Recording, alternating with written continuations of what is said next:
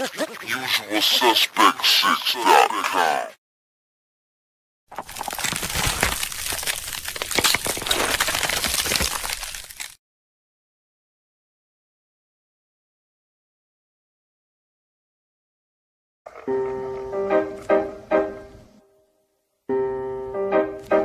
Y'all get an opportunity at the belt for once again.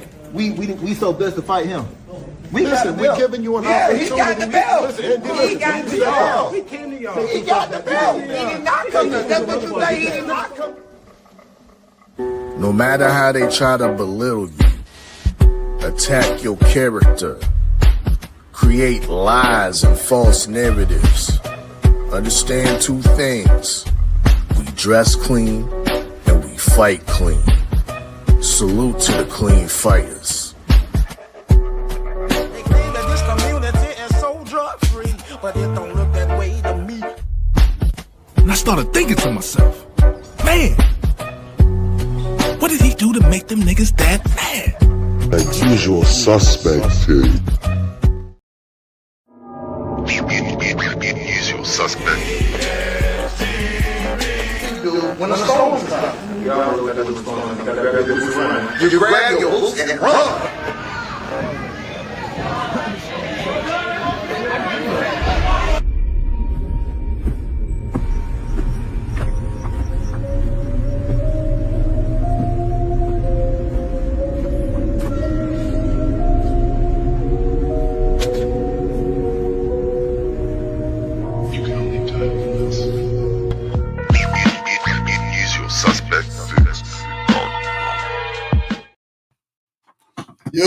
Yo, we back.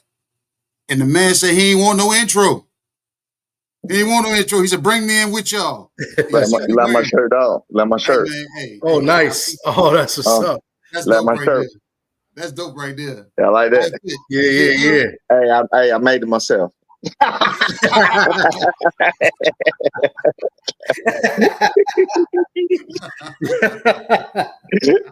appreciate y'all, man. I appreciate the shirt, man. I appreciate the whip. Yeah, I appreciate you. Yeah, I want to get B Norman.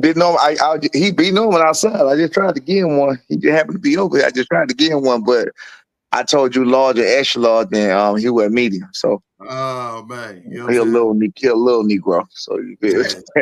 hey, before we get off here, tell him to pull up, man. Come holler at us for a little bit. But we're gonna chop it up. Listen. I don't know if I can because he was outside playing basketball. So if I go out there and he find out I came here to do an interview, he's gonna be mad at me because he'd be saying I'd be killing family time to come do some of this boxing stuff. But I might be. Hey, look. But if he stay outside long enough, he don't come in, and I go out there, I might just get a little sneak though. But yeah, okay. Let him know it's for the greater good. It's for the greater good. Sure. We are the working men also. You know what I'm saying? We work too. But look, this is Tales from the B-Side, episode number 14. I am KG and my boy Thomas from the Bronx, man. You know what I'm saying? And y'all see who we got here. We got Mr. I want to talk to everybody. Mr. Clean Fighter. He produced it. Hey, look, listen. When you ain't got that big platform like a Line, Eddie Hearn, or a Line, whoever want to lie these days, you got to go to many people. Many small people you get the powers of numbers so they can leave here from the other side. You feel me? Tales from the B side. I already told you. You feel me? You ain't lying. We're all about listening to what the fighters got to say. Yeah. Managers, coaches, and stuff. We can have our opinions. But I'm not in the business of boxing. I'm not a manager. Right. I do content, so I don't know what's in the inside. So I got to take it for your word and for whoever else we get on this platform. Right. You know what I'm saying? So we brought you on, man, because your son is being, you know what I'm saying, put into a position, and I didn't even really bring you here to talk about your son, but he's being put into a position that they say he the B-side in this fight. Oh man, listen, we're not worried about that. We ain't worried about none of that. But I'm just saying, going forward with all the guys, you know what I'm saying, not just this situation, even in the past, you know what I'm saying, how we approach this, you know what I'm saying, and being a B-side, what's the mentality we're supposed to approach this with? You know what I'm saying? And you driving your son and you already being a fighter before and being on that blue side saying, yeah, he B-side, you know what I'm saying? He gonna take what we give him. He has to you know what I'm saying, just show up pretty much. Well, with that being said, this ain't no take what we give you type thing, because be trying to talk to me. Uh-oh. Shut up, girl. Hold on. Where you at? Yeah. I'm coming. Yeah, man. But what I was saying, it ain't take what they give you. Like I said, when it came to the turkey, gonna give you what you want. Mm-hmm. You feel me? What's up, dog? Mm-hmm. Huh? Oh yeah, I'm in your way. Well, shit, hey man, say what's up to the people, man. What's up, champ? What's going on with you, champ? How you feeling? What's going on, bro? So we said the shirt we sent you was too big, huh? Yeah, my sister said she want to say what's up. Hey, this how you doing? How you doing? What's good? But yeah, the shirt we sent you was too big, huh? Yeah, I ain't the large, I ain't the biggest brother out here. but you walk around with your chest out like it is, though, man. Look at my father, man. It's in my genetics. I just walk like that. Leave me alone.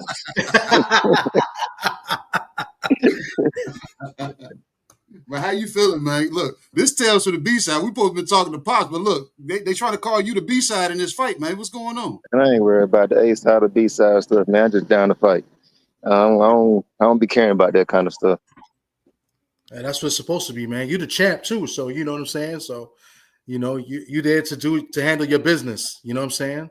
Yeah. No, like that whole little thing. I think that's just, who gave it's just unnecessary. It's just unnecessary. All that A-side, B-side stuff. At the end of the day, you're gonna fight. You're gonna fight. Contracts already been made. This done been made. Everything agreed to. I ain't trying to hear no A-side, B-side stuff. But do you feel like it's necessary to sell the fight? You know what I'm saying? Because I know you don't feel like it, but on that end, do you feel like they think that's necessary to sell the fight? Even with selling the fight, even with selling the fight, I thought selling the fight was what you did in the previous fight before. You feel me? Yeah. You seen what I did? That's me selling my fight. You get what I'm saying? You know when I bring it to the fight. Mike Tyson, he ain't talk too crazy. Well, let me say young Mike. He ain't talk too crazy. He was real respectful, but for some reason, everybody showed up when he was about to fight. That's because we knew he was about to come with damage. So selling the fight to me is actual action, not talking. We seen a lot of people talking, and we seen a little action. So I ain't worried about talking and trying to quote unquote sell the fight. I got you. What you got, Tom? Yeah. Well, I mean, it's a lot of egos are in play here. You know, I'm not saying necessarily you, but a lot of egos get in play, and people get offended for the smallest thing. You know what I'm saying? Does that does anything like that bother you when you hear people talk and say certain things? To you, like they're clean fighters and they trying to like when they were trying to say I don't know if they were trying to insinuate you was on something, but they were trying, it was still kind of like a snark, right? Like Yeah, no, they were trying to insinuate, like you were just saying, that I was on something. I mean, I just took 6 weeks from somebody's memory. Right fight before that, stopped somebody with a jab. Right before that, 10 months before, knocked a big monster out, Giovanni Santillan. So they're like, where all this just came from? He'll just have the subpar performance with the top rank. Now he just over here just killing everybody. So could be fear, could be whatever the case, but hey, I got tested, I think 3 times now, probably 4, and everything came back clear. So trust me, that ain't what it is. The only juice I'm on is that normal juice, or maybe Kool-Aid. That's about it. hey, bro, you know what I dig, man? It's the southernness to us. You know what I'm saying? You kill them with kindness. I'm gonna do what you asked me to do, because look, I ain't gonna say no. I ain't gonna put up no refutes to it. I'm gonna say, yeah, I got you. So you can't, you know what I'm saying? So it can't be no running. So when we do show up, you already know what type of time it is. I ain't say no to nothing. I don't want to say yes to every damn thing, but hey, I would say I did have a problem with it. So I was in Aruba on vacation, and I get a call. That's why the whole August 1st thing, whatever, was so big, because I said, let's start on August 1st, because that's when I'm going to be back from a trip pretty much. So I went to Aruba. I'm talking about chilling on the beach with my lady in the hammock, over the feet kicked up in the sand, having a good little time. Get a call. Yeah, we need that blood, brother. So I'm on vacation, chilling and parlaying. So that's all it was that I didn't want to happen. But like you just said, cool, we're going to do whatever it takes. You know what I'm saying? We're going to get this fight in. And come fight time, we're going to handle business. Yes, indeed. Let me ask you something. So, the fight is in November. Would you rather have this fight a little bit earlier? Like this is kind of like a long layoff in between fights. And especially for him, too. Probably surprised that it's so late in the year. I mean, no, it's cool at the same time. I just had 2 fights back to back, 2 months apart, pretty much. That first fight in Vegas was March 31st, so might as well say April. And then after that was June, so it was boom, boom, and then not even just the fight aspect. So I like the fighting. It's just I got to fly here, fly there. I got to talk to y'all, media, not just y'all. So after I get out of this, I got to get off of this and talk to somebody else. So it's just that aspect to it. That's what get tiring with it. So the fact that it is in November is actually a good thing. I'm cool with that. And then a whole bunch more time to train specifically for one person. Lock in on one person. I'm always in shape. I'm always on point. So I ain't got to go to fat camp or nothing. I'm just in here focusing on what do I need to do to perfect myself. Now, with the camp, I mean, with the fight being all the way in November, when do you you ain't got to say exactly, but when do you realistically really start camp? Because I know you working, you staying in the gym, but you're not officially starting camp this early. So that whole camp thing, to be real with you, the title of a camp, I don't know nothing about that for real. So quote unquote, when I start camp is September 1st, but I already been training. And then when I train, I ain't here to play around, so I'll train hard anyway. So technically speaking, I already started camp, but on papers, I guess September 1st. Yeah, I got you. Yeah, you're pretty much in shape already. You just came out of a fight. You know, less than a month, I believe, away from before. So you're pretty much already in shape. But I wanted to ask you a question. I mean, I didn't expect you to come on and be with us, but we saw you just re-signed. What was that? How did that go? What to announce resign? Was your contract almost up, or was it like a restructured contract with Top Rank? It just love and respect for Top Rank. I mean, look at where I'm at. Look at what they got me. So we just wanted to go in and get that out the way real quick. Okay, and what was that? Just to add more years to the contract or more fights? I think he froze up, right? Bad. My bad. What's going on? What you looking for? No, I was saying. So, what was it? Just to add? Was it to add a couple more years to extend the contract? No, like go into detail. Oh, okay. But shoot, I'm finna go on the ride out, man. Y'all boys going to be safe and going to talk to Pops. I know you finna act a fool on here. Y'all now cussing. Hey, yeah. We right, curse. we curse. Yeah. We curse. We ain't got no restrictions over here. Look, there's no restrictions. He said he'll be cussing. He a clean fighter now. I don't cuss no more. Hey, Brian Norman Jr., champ, if we don't get a chance to talk to you again, man, you already know what it is for November. Get in there and do work, man. You know what I'm saying? That's all. That's what it is. You already know. Yeah. All right. At home now. What? I'm gonna call you back. I'm at out. What's up, dog? Yeah. But you just threw us out there. I went in there. We had questions loaded for your ass, and we weren't even prepared. That's a pull up. He literally just pulled up on us. It worked out. That's why I told you we don't need no pregame warm ups. We don't need none of that. Hey, look, listen. Hold on. We're gonna do it like this. See, now that's your way to know to step your game up. You got to come out the dome with it. You feel what I'm saying? That's true. Yeah, and that was me. I texted him and said, "You want a pregame?" a few minutes before, and he literally said, "No, I don't need a pregame, man." We don't need no pregame. No. Yeah. I would just so you know, I pregame sometimes just to let them know what the concept of the show is. I know. I got it because some people listen but that's why I don't need no pregame. Some people like to know what they're talking about. They like to be ready for questions. Is it something they want to talk about? Is it something they don't want to talk about? I don't care about none of that. You feel me? Look, do you feel that's a way people sell fights? They'll prep a damn interview to say, "Hey, ask these questions and this," because we kind of do that. Yeah, absolutely. Me personally, if I got something I want to get out, if you ever see me interview with anybody, if I got something I want to get out, I'm gonna say it. Yeah.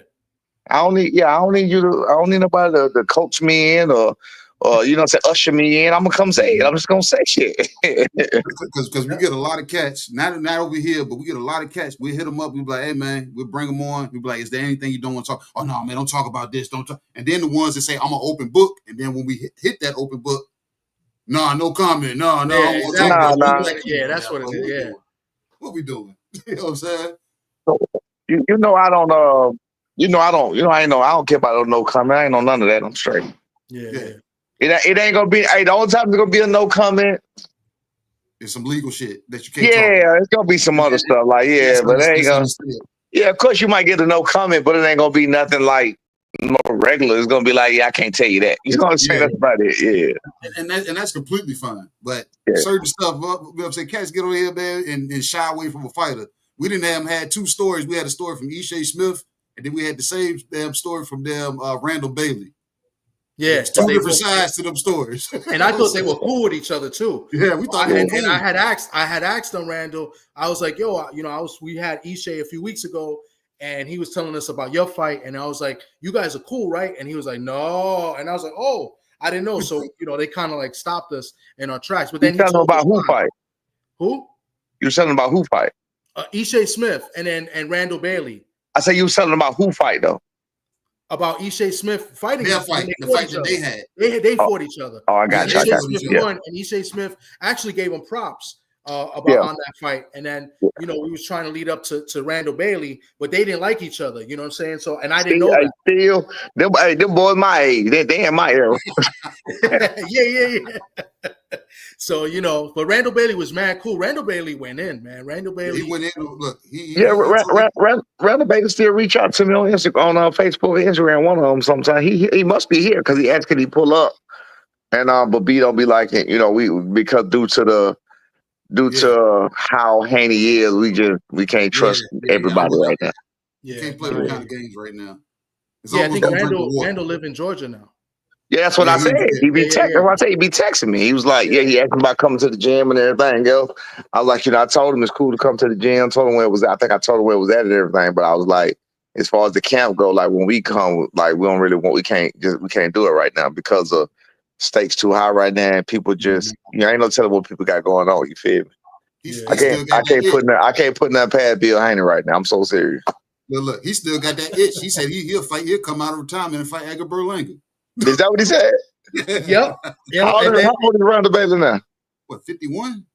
Yeah, that's kind of. I knew he was older. I knew he was older than me. Yeah. He's like 51. Yeah, and he was saying that, and it was funny. He was saying that was before Berlanga fought Shiraz. So he'll definitely come out and do it now. Yeah. So he was like, he said, I told you, because I had texted him after that. He said, I told you. I think KG reached out too. He said, I told you. He started laughing. He said, Randall was a trip, man. Randall was great, man. I mean, we didn't have like I said, he texted me sometime on Messenger, whatever. It seemed like a real cool dude. I might can get with him and get him to the gym and maybe meet him in person later after this. But like right now, I just can't. Yeah, not right now. You know what I'm saying? We understand the times.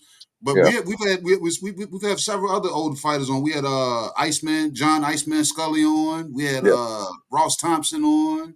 Yeah. You know what I'm saying? And all of them, you know what I'm saying? Everybody came in and told stories, man. You know what I'm saying? John Scully came in and told us about the Muhammad Ali Act and how, you know what I'm saying, how they're trying to do away with it, and you know what I'm saying, what was the meaning behind it. All the damn fighters that got snubbed as far as their Hall of Fame that he felt. You know what I'm saying? He spoke real high of Marlon Stallings. You know what I'm saying? Yeah. But so man. Yeah, we need more of that, especially from these young fighters that don't even know the old fighters that paved the way for them. They don't even feel like they need to pay homage, because it's just like anything. If y'all don't know if y'all got older kids or whatever, but our kids don't think you've been where they at. You feel what I'm saying? These entitled kids coming up in the game now thinking they just got here. Nah, you didn't just get here. Everything you're doing, even the skills you're being taught, even the skills you're learning, that was made way by others going through the trials and era and tribulation. You know what I'm saying? That was going through by them people. So we got to pay homage to the old school all the time. Yeah, absolutely. And the old school fighters, and like every fighter we bring on here, they always talk about like the fighters today. They're spoiled. They big time. Grind, big time. They had to grind to get what they got. Absolutely. I told my son a long time ago. I said, bro, that's in life, not even just fighting. I said, let me tell you how you get a head start. Women, it started with women. That was the conversation started. But I said, bro, let me tell you something. You being a real man will put you light years ahead of these dudes these days. You know what I'm saying? That's what I told him. And that's with fighting. That's with anything. You just being a real man, a stand-up man, a man of integrity. You ain't got to lie. You ain't got to go around faking. You ain't got to do all that. When they see the realness in you, you're gonna be like a unicorn compared to these dudes running around with. You know what I'm saying? How they running around. You feel me? So, you know, and that's proven to be true so far. Yeah, for sure. So, I mean, let's go into your career a little bit. Like, I try to see if you had any amateur fights. Did you have an amateur career before you? Yeah, I had a small amateur field. I had some. Yeah. Okay. I had about a dozen, a little over a dozen amateur fights, whatever else.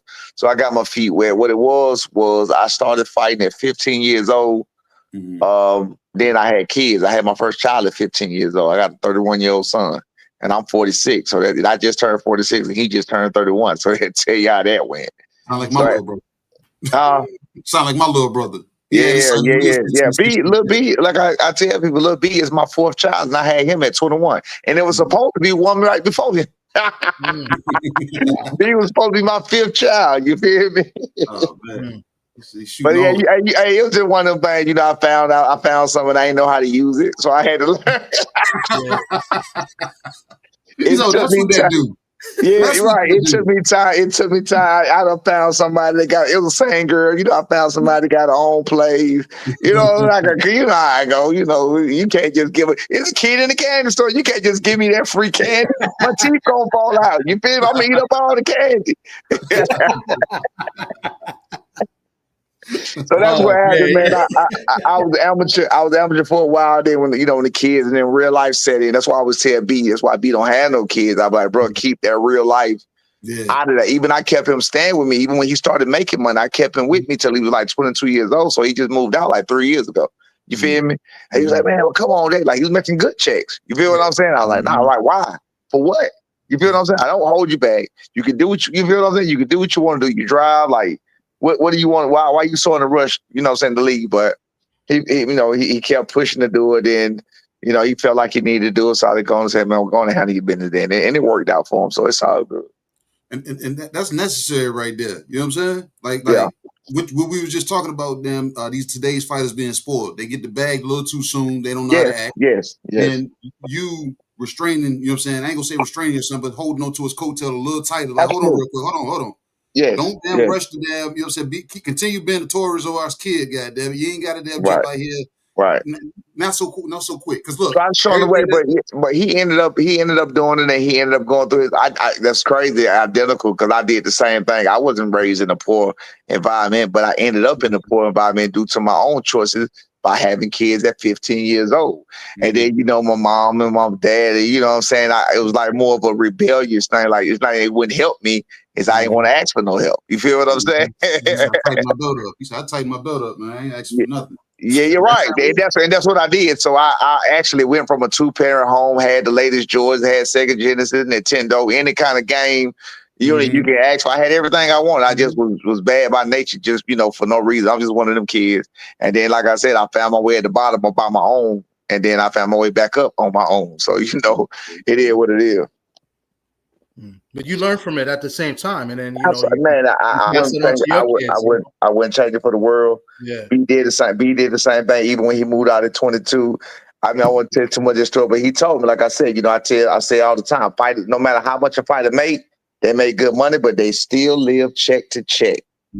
So you would have to imagine if you give a young fighter $50,000, how is that fighter going manage that $50,000 before his next fight? If you know what I'm saying? Yeah, exactly. Like people say, man, if I do this, exactly. If you do that, you're gonna spend all your money like you ain't got no damn sense. That's what you're gonna do, and you ain't gonna be responsible. So especially with the older fighters, like where they had to grind, you don't know when your next fight is going to be. Absolutely. Yes, absolutely, man. Absolutely. So he like I said, he kind of did the same thing, but he did it by choice. I did it by choice too.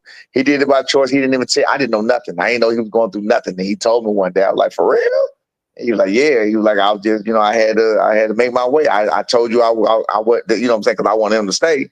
He was like, he didn't want to come back to me, I guess, and tell me I was right. That's the stubbornness. Right. It is. But look, that's a part of us that's in them. That we absolutely. That's why I said it happened the same way. So I mean, it's all good. It worked out. I guess it was God's plan. He got that little bit of know-how how he can do it on himself. But like you said, we talk about fighters being spoiled. He definitely wasn't spoiled when it came to that. I tried to hold on to him as much as I could, but I did instill in him all of that Don't put no unnecessary pressure on yourself, like babies, unnecessary bills, a bunch of calls. You know, you don't want to do all that because all that stuff takes a little bit of grooming and maintenance and a whole lot of care. So, you know, depending on what it is. So that takes away from from the real prize of what you're trying to do in life. And right now, that's boxing. Now, as far as all that, you speaking of family and, you know what I'm saying, in your infrastructure, how did you guide him when it came to an entourage, like the people that want to be around him? Oh, we on that right now. That's what we on right now. I always told him, he knew it was me and him. It was always just me and him. Always. I'm talking me and him. You know, friends and everybody else, you know, that tell you they know us, tell you they grew up with us. Yeah, many of my folks. Yeah, they are my folks. They are our folks. Absolutely. 100. They're my man's pots and pans. But at the same time, we really usually ride solo. You feel what I'm saying? We usually ride solo, whatever else. So now that, you know, the stakes got a little higher, we ride a little deeper, maybe 2-3 people deeper, maybe 2. I ain't gonna say 2 or 3. They definitely not 3. 1 deeper for sure, maybe 2 deeper. That's it. You feel what I'm saying? So now we still ain't we ain't riding with no entourage. We ain't rolling like that. We ain't trying to bring all that attention to ourselves. We ain't trying to do all that. We cool. So you completely cool being a family of fighters of the people. Y'all don't need security. Man, we don't need no security. We don't need I don't understand that. When we go places, it's just like anything. It's all I saw. For example, David Haney. I watched David Haney. We were in the same venue at the same event with Turkey on the Sheet. Everybody was there. That was when they were doing their ring sparring in Brooklyn. Do y'all know about that? So when they did that, I watched David Haney because I wanted to see for myself. I watched that man come in. Nobody attacked David Haney. Nobody was. And this is a boxing event. Yeah. This is a boxing venue where more people gonna be fans of you as a boxer than anything. You feel what I'm saying? Because there were not only boxers to box some of the boxers' families, the people they came with. There was a lot of people in there. You know what I'm saying? So with that being said, nobody was attacking David Haney. You feel what I'm saying? Go ahead. No, I was gonna say, and to let people know, when Haney went in, he went in the early part when it was packed, when it was a lot of people, because it died out towards the end. It was like 5 hours that night. It was the same night as the Amanda Serrano Katie Taylor fight, which he ended up going to afterwards. We were there. We were at both. We were there at both. We saw him at both. And when he went in both of those venues, anytime you saw him, people were doing the same thing they was doing to my virtually unknown son. They would come to him, hey man, can I get an interview? Can I get an interview? Can I get a picture? Can I, you know what I'm saying? Can you sign this? Can you say, you feel what I'm saying? That's it. Yeah. So to me, it's no different than when you tired or when you gotta go, all right, man, I gotta ride, man, I'm gonna holler at y'all later. It's all respect. Nobody jumping out the window for David Haney. You feel what I'm saying? Yeah, but they make it seem that way because I got to see, like, I knew about the event because Eric Kelly was one of the guys there, and I know Eric Kelly for the Box Raw for the sparring. But at the Amanda Serrano, his entourage, they sat where I was sitting because I had credentials, but I was in ringside. They sat to right, and I got to talk to Kevin Newman. Because Kevin Newman is part of the team too, but his whole entourage, that guy, your favorite guy, Tank, he was there. You talking about Elroy? No, his name is Elroy. You talking about Elroy? Elroy. I don't get it. He was like at the edge of the seat of the corner, like really, like it was extra. To me, it was extra. But nobody was jumping out. Nobody jumping out the window to talk to this man. Nobody want to talk to him like that. Yeah, you're not even that interested to talk to. It's just, hey man, how you doing, David Haney? Can I get the interview? It's just like with anybody else. If you see us there, whatever, you go ask for the same thing. Hey, boss man, if that's what you do, hey, boss, can I get a picture with you? You know what I'm saying? This and that, whatever. It's not nothing. It's no big deal. It's okay. Yeah. Ain't nobody pulling. He ain't Michael Jackson. Ain't nobody pulling. Floyd needs security. When Floyd came through, I seen Floyd one time coming through the MGM after Chance Crawford Spence. That was a whole event when Floyd came through. You feel what I'm saying? And it was a place for the boxing. Maybe the security and the team he had with him caused that uproar. Maybe that's what made it bigger than it was. But yeah, Floyd came through. Floyd was like ducked off, and people was, it got loud. It's like a whole bunch of loud happened because I was trying to figure out what was going on. And I turned around, saw these big guys coming through, and then when he passed by, I ain't seen him from the front. I turned around, and then I saw the jacket and everything in the back. Little his head between them big old guys, and that was just Floyd. You feel what I'm saying? But Floyd, I can understand, but they didn't want to be like Floyd so bad. It's crazy. But do you blame that on the damn on the I guess the surroundings? That's what I guess the gym he grew up around. So I don't know. Like I said, I don't know. Like I said, I don't know. But what you grow up around is what rubs off. And it like for instance, your son, he grew up around work. Yeah. We don't do that. You see what I'm saying? We grew up around work. Terrence Crawford is a bigger star right now than Devin Haney, right? Yeah. Terrence Crawford is solo dolo everywhere. Terrence Crawford, watch this. Terrence Crawford said my son fight in Vegas. Terrence Crawford, I'm not saying it's being slimy, I'm just saying it to be what I saw. You know, he dark skinned. He had a dark blue hoodie on. That nigga black. He black. He said he black. So he said his dark ass at the slot machine, right? Nobody noticed him. We sat there and talked for the longest. Clarissa Shields came out. She was there too. Clarissa, now I know Clarissa, and I know Bud too, but he didn't speak to us first. Clarissa came out, so when she was speaking, and I turned around, I spoke to her and everything else. Then she said, "Hey." I guess she noticed Bud. I don't know, they talked on the phone or whatever else. This Negro had been sitting there, I don't know how long. Nobody noticed him. You feel me? This is the famous Terrence Crawford. You feel me? Yeah. But I've seen it in person too. Terrence Crawford usually by himself, like this. By himself. That man, he stood up. So everybody when they say, "Oh, what's up, doc?" Everybody, hey, what's up? All love. It ain't no pandemonium with it ain't none of that going on. So it ain't going on with Devin either. He's just trying to be something he's not, man. He needs that. I don't know, bro. He got too much going on. He want to be something so bad. Let me play devil's advocate just for a little bit, because I do that sometimes and people get mad at me when I do that. But could it be maybe, there's a lot of people that do hate Devin Haney outside the arena. Maybe he does need, the security and the entourage. He does hold a lot of jewelry on himself. Right. Well. So that's a reason for that. That's a real possibility. I don't know that kind of hate. People dislike me or hated me or whatever they wanted to say. When I go places like New York, when I was up there, I got nothing but love from everybody. I didn't get no hate from one person, not one person. In fact, the only thing I ever got from anybody outside of the internet was at my son's fight in Vegas. There was a fat white guy coming down the escalator. He went right before he got to the bottom. He was a good ways away from me. And I mean, not to say I would have did nothing anyway. I'm just showing how cowardice he was. He was like, or how cowardly he was. He was like, yeah, but I bet you won't do that. Cause my son stopped the guy with a jab. Yeah, but you won't fight Boost, or you won't do that to Boost. Yeah, you gonna keep ducking that. When he came down, he went to taking off, damn near running. I'm not running at him. I'm not looking at him. I mean, it's fat white boy. I'm like, that's the only situation I had any kind of way outside of the internet. That's it. It might have been Dan Raphael, man. Look, that's literally the only issue or instance I had with anybody outside of anything. Even the Boost fans, even the ones they see me, they talk to me, they see I'm cool, and it's a completely different story. It's a completely different person. So, but like I said, with Devin Haney, if he deals with, I see he does get a considerate amount of hate. Why is that? I don't know. I don't know I ain't got nothing to do with that. You know what I'm saying? I didn't do it. I know I get a certain amount of hate myself, but I don't get it outside. Mm-hmm. So I don't know what he got going on or what kind of threats he may have or what kind of fear he may have. But I just still think it's unnecessary. But hey, who am I?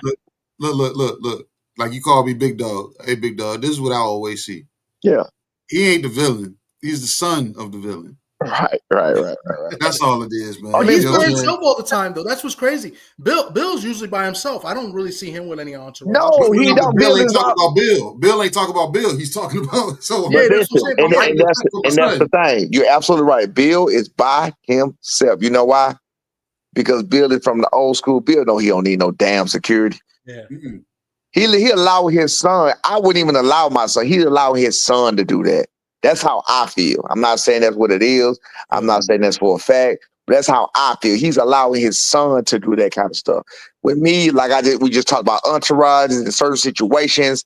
I make sure I keep my son as grounded as possible. I keep him in check as possible. Not that he need it right now at this age, but I still say my say. I still speak my piece, and I can tell it still touches him to a certain extent, and he still listens to what I say. You feel me?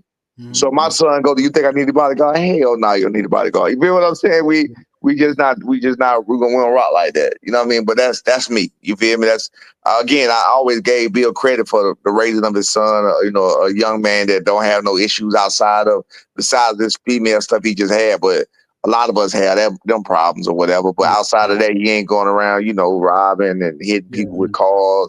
He ain't going around getting drunk. You know what I'm saying? All of that. So I think he did a pretty good job outside of that. Hey, I'm gonna put this disclaimer out here real quick, Thomas, for anybody that want to try to play semantics to think this is not a B-side story. These are all B-side stories because the B-side starts from the origin, and he's telling the origin. You know what I'm saying? It's pretty much how you raise the consistency and the continuity that comes out of your kid. You can either live vicariously through them, or you can raise your kid to damn be, you know what I'm saying, to be something. You know what I'm saying? And how they damn turn about it. And I'm not knocking nobody because it don't come with a man. You know what I'm saying? You can raise your kids to be there flashy and flamboyant. You can raise them to be hard workers. You get what I'm saying? It's what the damn pros and cons and what weighs out and what, you know what I'm saying, if the pros outweigh the cons. That's what, you know what I'm saying? So I'm saying that because I don't want nobody to say, why is he on here talking about Devin Haney and Bill Haney so much? These are all B-side stories because it relates to, you know what I'm saying, the raising of your kids and how you produce them. You know what I'm saying? Yeah, they got to remember. You said, well, I'm talking about Dave and Bill. That's who we fighting, and that's who we dealing with, and that's who we're supposedly on the B side too, right? So these are B side stories. Exactly. So how you want to rock that? You feel what I'm saying? It started with me. I guided my son all the way to the A side in real life. Outside of this fight right here, I got him to that side in real life. Outside of this right here.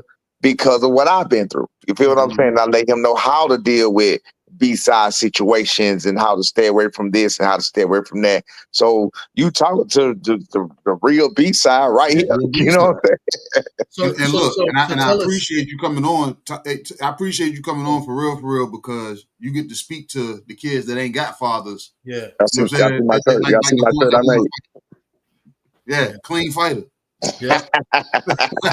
Bro, you gonna plug the hell out of this. You doing me a favor because when I click this up, I got you.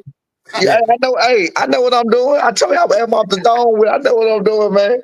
Clean fighter, baby. Clean fighter. Like I said, I respect that, man. But go ahead, Thomas. My bad, man. Yeah, I was gonna get into your career a little bit. Like, tell us some interesting stories you had, like being in the B side, coming up in any situations. Man, what nonsense you had to go through in any particular fight.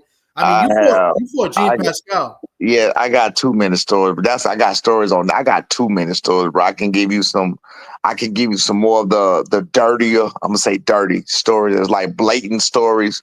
One, I fought 2006. I fought a guy called Mean Gene, Joe Green. Mean, I think his nickname was Mean, but it was Joe Green out of New York. Fought him in Madison Square Garden. Get in Madison Square Garden, everything cool. We doing what we doing. I think it had a Jerry curl. Huh? That nigga had a Jerry curl?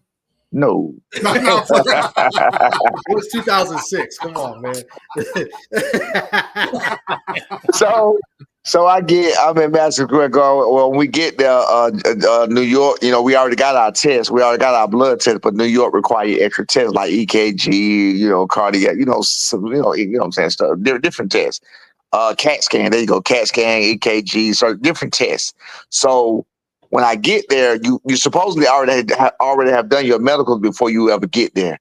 So they say, you haven't done your medicals. I did do my medicals. Well, we got this, we got that. So what? I didn't know I had to do that. So somebody should have told me that. Okay, cool. Well, we got to take you around. So this is the weigh-in day. This is the day of the weigh-in. Taking me around, man, they wearing me out. Y'all know how it is. Just carrying me everywhere. I'm sitting in the waiting room for hours. Man, it was all bad, right? I do the EKG, I do the MRI, I do everything. All right, we leave, go weigh in. We do. Day of the fight. Yes, day of the fight. This should be illegal. Day of the fight, they come to me. Hey, we got a problem. What's the problem? And somebody else told me they did the same thing, and I was like, ain't that a bitch? we got a problem. What's the problem? One of your tests came back with something wrong. We got to see what's going on with it. What's on your CAT scan? It said something going on with your brain, and it was like inconclusive. We got to go look at it, and we need to go run some more tests. They do the same. This is the day of the fight. They do the same thing again early that morning, whatever. I was running around again. I get to the doctor. I do the MRI, the CAT scan, or whatever again. To this day, I still ain't got the results. Wow. It was all games, man. It was all games. It's all about the shenanigans, man. It was games, bro. It was game, man. Listen, man, I got stories, bro. I had 30 fights in 6 years. 30 fights in 6 years. You got people right now that's been pro 7, 8, 9, 10, 14. Even my last opponent, Greg Hackett, I think he went pro when I retired. I think 08 or 11, something like that. He been pro 14, 15 years, and he still ain't got as many fights as I got. Now, speak to that. Was this hustle, or was this I was actually trying to get there? No. I was in a good place. Like I just told you a minute ago about finding my way to the bottom. Yeah. I found my way to the bottom, and then God brought me right back to the top very, very quickly. I found my way to the bottom at 15.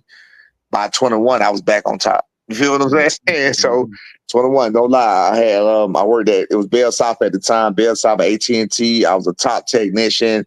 What I did, you asked me how, because I was a high school dropout. It was all by the grace of God. I had a buddy of mine that taught me some things. I went and got my GED. He taught me electricity. He taught me electronics.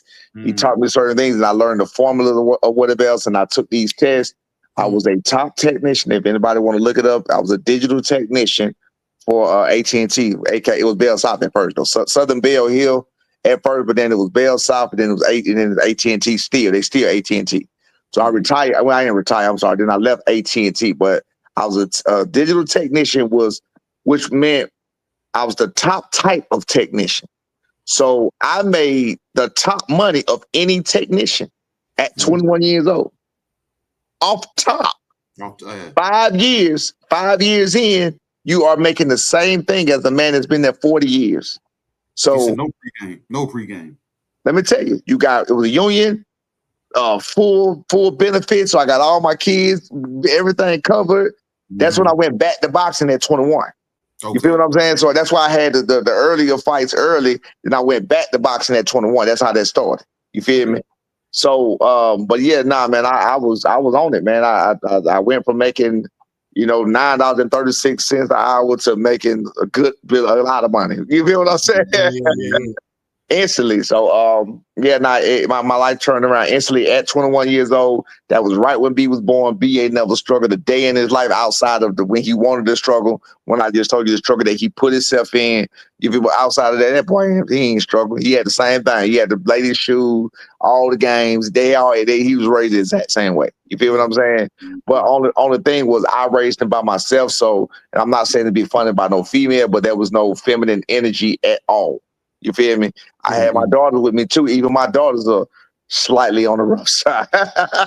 They girls, but they was raised by their daddy. So you know what I'm saying? They got a little roughness to them. If you remember what I tell you last time we talked, man, I said I'm a single father of 2 daughters.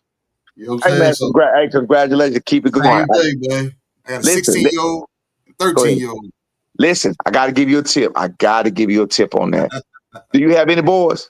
Nah, just the 2 girls. Okay, so that might be better for you then. See, for me, I was extremely hard. I was extremely hard because like I said, where I went to, it had made me extremely hard. I was mean. I was a different type of person back then. I'm not even the same person no more.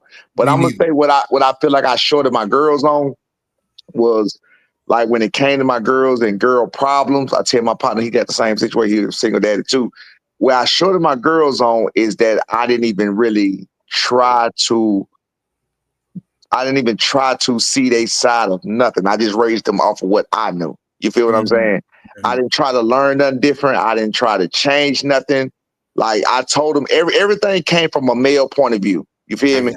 Yeah. There was zero feminine activity. When they asked me something about this or that, and I say, you know what I said to them, and this was real bad. Like I said, I ain't perfect. Hey, look, I was a man. I was born a man. I don't know how to raise a woman. Call your mama, cause hey, look, this bullshit. I was a bitter baby daddy. You feel what I'm saying? No, but look.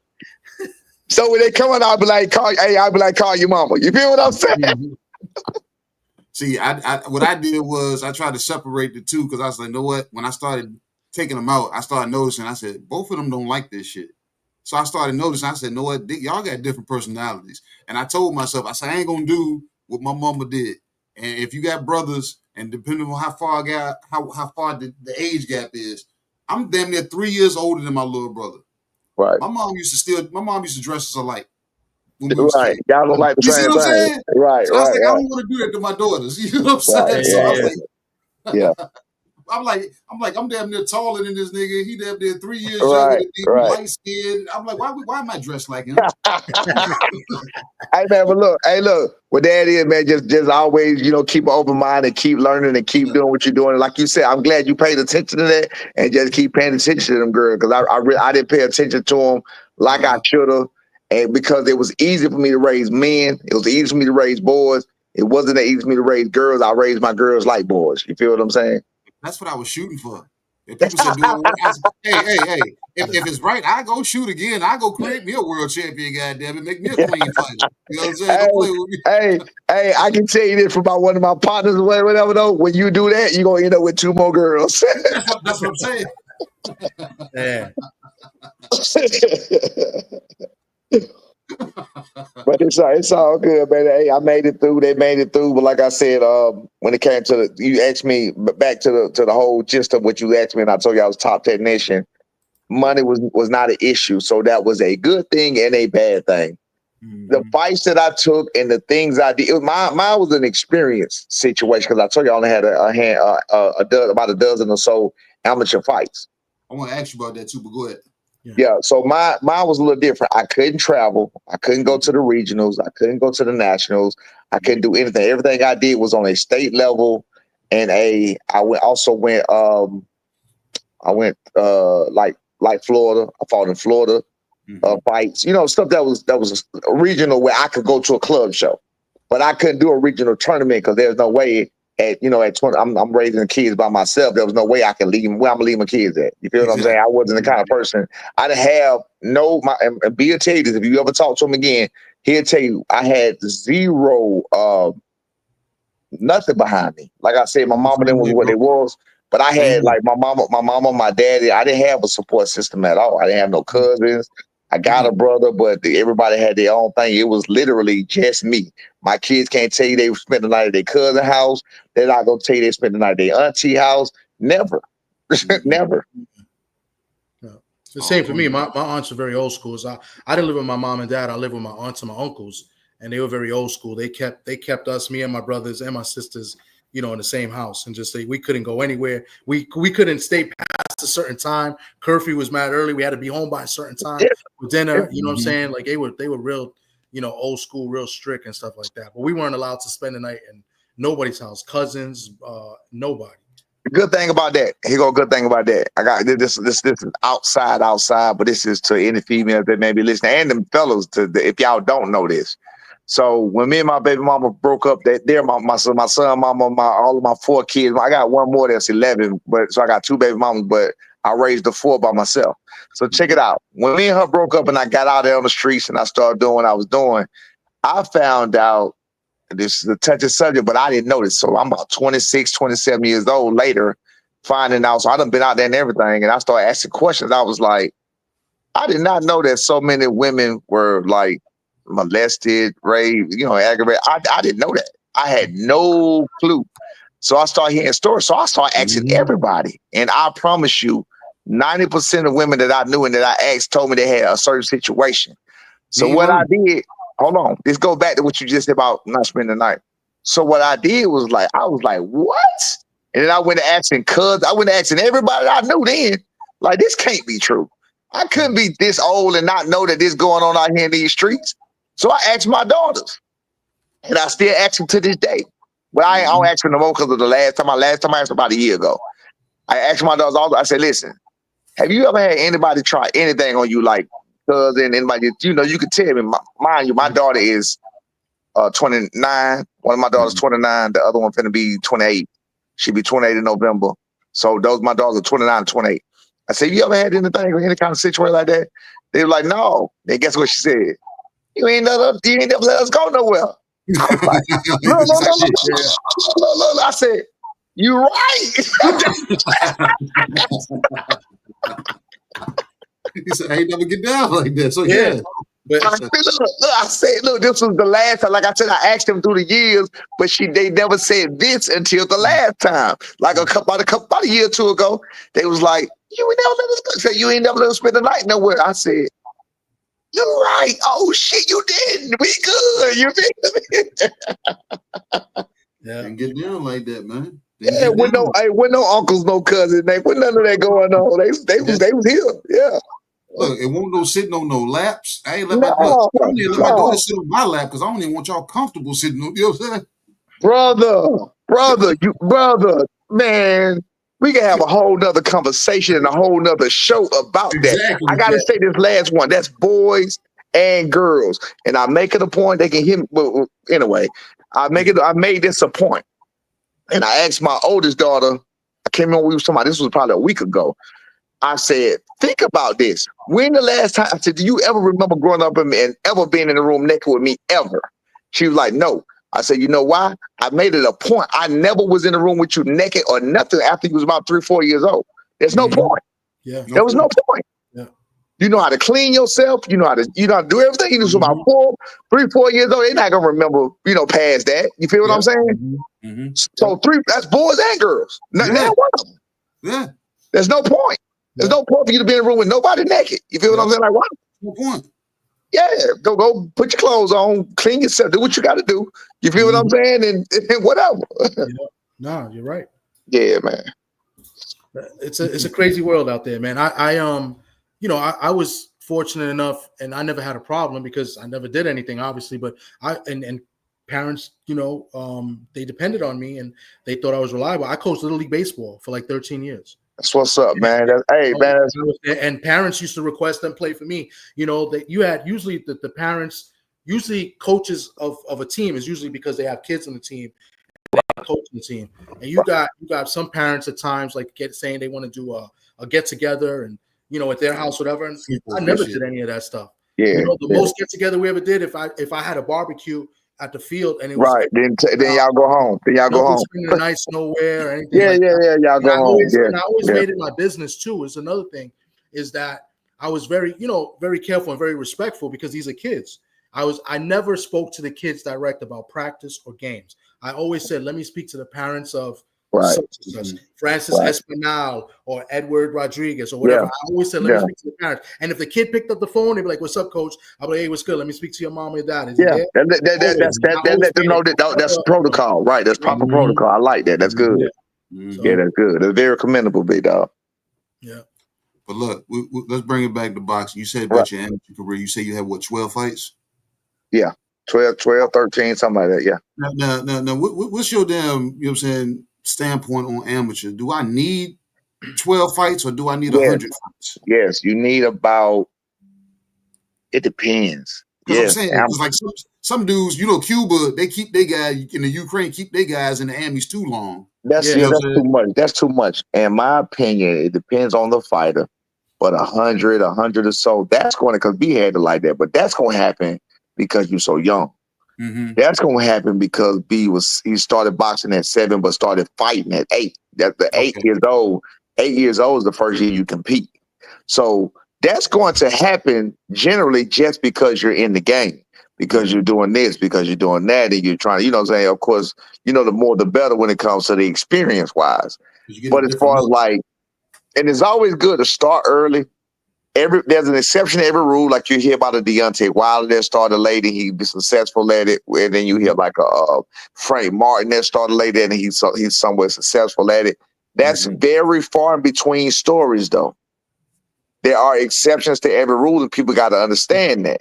You know what I'm saying? I know everybody like to think they're special, and you are special in your own very own way. That don't mean you special in this way, that way. That don't mean you can choose which way you special in. You feel me? So with that being said, you definitely need amateur fights. And if anybody listening to me, this is what you especially need. You need losses as amateur. You need them. You need them. You need to win. You need to win. Of course, you ain't fighting to lose, but you fighting and fighting and fighting that you're going to lose. If you keep testing yourself enough and pressing, you're going to lose in your life.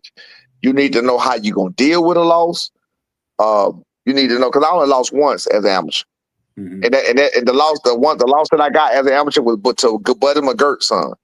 And I tell people I was 12, I think it was 12 or 30, it was one of the two. I tell people I was 12-0 or 13-0, but the truth, because they announced Buddy McGirt Jr. as the winner, but in my book, they put me as the winner, and I think I won the fight anyway. So I tell people, y'all might hear me come back and tell people I was 12-0 damn. But I'm telling you the truth. That's what happened, though. You feel what I'm saying? That's what happened. In my book, I was undefeated. In my book, I was undefeated, but they had Buddy McGirt. We was in Florida, in St. Petersburg, in his hometown. Buddy McGirt was coaching his son, and I fought Buddy McGirt Jr. Tall southpaw, 165. I think we fought that. You feel what I'm saying? I think I won. They announced, like I said, they announced him as the winner, but in my book, I was the winner. So it's you can take that however you want to take that. You feel what I'm saying? With that being said, though, but then when I got older and I didn't know how to lose. I didn't know how to lose. I didn't know, like, when I lost, it was pretty catastrophic, because I was, like I told you, I did what I did in life, and I went to the bottom. I went to the bottom in life at 15 years old and worked my way back up by myself, you know what I'm saying, to where I was, and I'm raising kids. I'm doing what I do. You can't pretty much tell me nothing. You feel what I'm saying? Like, you have to think about the confidence, how high, you know, how kids, you can't tell them nothing anyway. So if you got a kid that did all of that on his own, what are you going to tell him? Yeah. You feel what I'm saying? So when I actually did lose, it was catastrophic, because now I was lost. I was real deal lost in life in general. I was lost. Like, I had done so much, but I was lost. I was lost. Like, I felt like I should have listened. I felt like I messed up somewhere. You feel what I'm saying? I felt like I needed to humble myself, which was probably true, but I did the wrong thing. And I started looking for help everywhere. I was literally, instead of me cussing coaches out when they were trying to, this is a true story. Instead of me cussing coaches out when they telling me to stop doing this and stop doing that, and I know what I'm doing. And look, this is a true story. This is a true statement. I'll tell you what, if I'm doing it wrong, why don't you find somebody that can beat me? This is my gym, because I was the best one in my gym. That's a true story. Yeah. If I'm doing it bad, then why can't none of your guys beat me? Exactly. Why can't find you somebody that can beat me? You tell them I'm doing all I need to do. Well, find somebody to beat me. You feel what I'm saying? That's who I was. That's just who I was. So anyway, when I did lose for real, when I did lose on a real level or whatever else, I was shattered, pretty much, and I was looking for guidance and looking for this and looking for that, and I was willing to listen to everybody about everything. And it ended up being the wrong thing, because, people take advantage and they don't even know. Some people don't know what the hell they're talking about. So with Brian Norman Jr., I took a different approach. And I tell him, listen, don't shy away from listening to everybody, but you already got your learning from me. You already got your own knowledge. If you listen to somebody and it makes sense and it goes the way and it goes with what you already know, and you can add it on to, and you can make it relate to what you got going on, you can use it. If it sounds craziness, foolishness, close your ears and throw it out the window. You feel what I'm saying? But I tell him, make sure you listen to everybody. If you got the time, you can pick up game from anybody. You feel what I'm saying? True. Yeah. I told my daughter that, look, my daughter played basketball. And she was like, Dad, this coach trash. I'm like, nah. I said, listen to him. I said, there's meat there. I said, throw the way of the bone. I said, you're gonna find something there. You're gonna you just gotta find it. Yeah, find what you can use. Yeah. You gotta find what you can use. When you were saying about taking a loss and how to bounce back, I speak boxing like I speak life, like any damn thing. I asked the damn guy about a guy told me he was a beast forklift driver. I said, you ever dropped anything? He said, nah. I said, you ain't no forklift driver then. Not at all. I was a forklift driver. That's why I was making 936 here. I was a forklift driver. You ain't no forklift driver until you drop something. Hey, I dropped a lot of stuff, baby. Hey, but then when you get back up, you get it together, you the man there, baby. How you bounce back, yeah. You slide there. Because they see, look, I was working for Budweiser. I come flying out the damn cooler. They say, man, You dropped the whole goddamn family. I'm flying up, bro. Look, I'm flying out there. They said, bro, you don't even care. I said, bro, I didn't drop shit before. I said, I ain't worried about this, man. This shit. Hey, but get what I dropped. I work for a dry storage place. You know what a dry storage place is? Uh-huh. They keep like grocery food, like dry food, like perishable, like non-perishables, like ragu. I'm gonna say ragu is like corn, like cornbread, like stuff you can just put in your cabinets, right? Yeah. So like now, okay, so stuff, there you go. So ragu, we had a ragu section. Y'all know what ragu is, right? Hell yeah. Man, ragu stack so damn high, bro. Y'all, can you imagine, bro? And then can you imagine? And if you seen it fall, can you imagine watching it fall? You know it's coming, bro. So we like you got 5 stories, but the ragu is like the 3rd story up. So it's up in the air. But you know me, I'm the man on these streets. You feel me? I pull it. You know how we do. You feel me? I shut that thing up. Snatch that thing in the reverse. I turn that with a skirt. Uh-oh. You see it coming from a million miles away, bro. It's over with, though. Bro, look. I do you this one right here. Look. I was a master at dropping shit because I knew when to drop shit. Look, me and my roommate, we came across these little shorties, and they were strippers. So we started throwing strip parties at the crib. So when we started throwing strip parties, we was like, hey, man, who gonna drop a pallet this week? You gotta go home early. It's 98 cases of suitcases, the 24 packs on the pallet. Yeah. Drop the pallet. First shift used to come in, they'll salvage through the bills, and they'll get the ones that still salvageable. And they'll sell us cases of 30 for $6 a piece. We'll sell the bills $2 a piece at the party. So we'll be like, yeah. Oh, dang. Yeah. So, yeah. Hey, why did though? And you got drug tested every time, right? Yeah. Yep. And I was fine because look, I wasn't doing nothing then. Yeah. You drug tested every time. Yeah, man. Look, and I take that drug test because, like I said, that day, look, I got 90 bills. He got 90 bills, and we selling them for $2, and we sell out at these. All good. Yeah. And you know how house strip parties is. These women ain't there if this got titties out. They butt bone naked. Oh, they butt bang, boy. I'm trying to tell you. Hey, don't make me make a phone call and take it back to the old days. You feel me? You know what I'm learning? You know what I'm learning on this show right now is that I got a couple of wild boys on my panel. That's what I'm learning right now. We got to it, man. We got to it, man. You ain't living, baby. I got a couple of wild boys. We got to it, man. We got to it. I don't know anything about that. Look. Hey, say look, we had like about 10, 12 girls. I got to the point. I was there, dollar bill. I go upstairs. I'm like, what y'all doing? Oh, we trying to change that clothes. I'm like, they seen y'all naked already. Get the fuck back down. What you think this is? Oh my God. Yep. Yeah, man. Like a cancer patient losing weight. You know what I'm saying? Right. Well, yeah, man. Like I said, man. But with the amateur, I got to clean up the amateur thing so y'all can hear me. I'm sorry to get so far off topic, man. But with the amateur thing, no, it's very, very, very necessary. You have to learn. Sparring is not enough. Sparring is not enough. The reason sparring is not enough because sparring is not a real stage. You have to learn it on a real stage. I always tell B, that's why we went around everywhere. That's where Terrence Crawford came to us, but that's where, those situations that some of those fighters came from, those were the tests. Those where you had pop quizzes and you got tests. So we've been practicing this. We've been practicing that. We've been doing this. We've been doing that. Okay, cool. We're going to go to this fight. We on this stage. We're in front of everybody. It's for the nationals, for this, it's for that. Boom, it's test time. You know what I'm saying? You keep passing. Okay, cool. You're going to find some cleanups. So I need to do this. I need to do that. Now, you may get away, probably not with no loss. If you notice, all amateurs have some losses. Yeah. You may really get away with very, very minimum losses, but you're going to have some almost that you can learn from. You know what I'm saying? Some what you could have did better. But bottom line, the amateur is very, very important. Very important. it's a different mindset too than in the pros too. I mean, Yeah, big time. It's less rounds. You got to get to work earlier than wait. You can't feel out fighters. You're going right to work. Yeah, big time, man. But yeah, it's very important. The amateur is very important. Now look, with Junior, when he was an amateur, did he have amateur style, or was it more so a pro? Because I go to showcases and I see guys, and I'm like, that kid ain't gonna be an amateur. Pro. All pro. He fought like me. That's crazy. I was just telling somebody like literally 2-3 days ago. He fought like me. I trained him.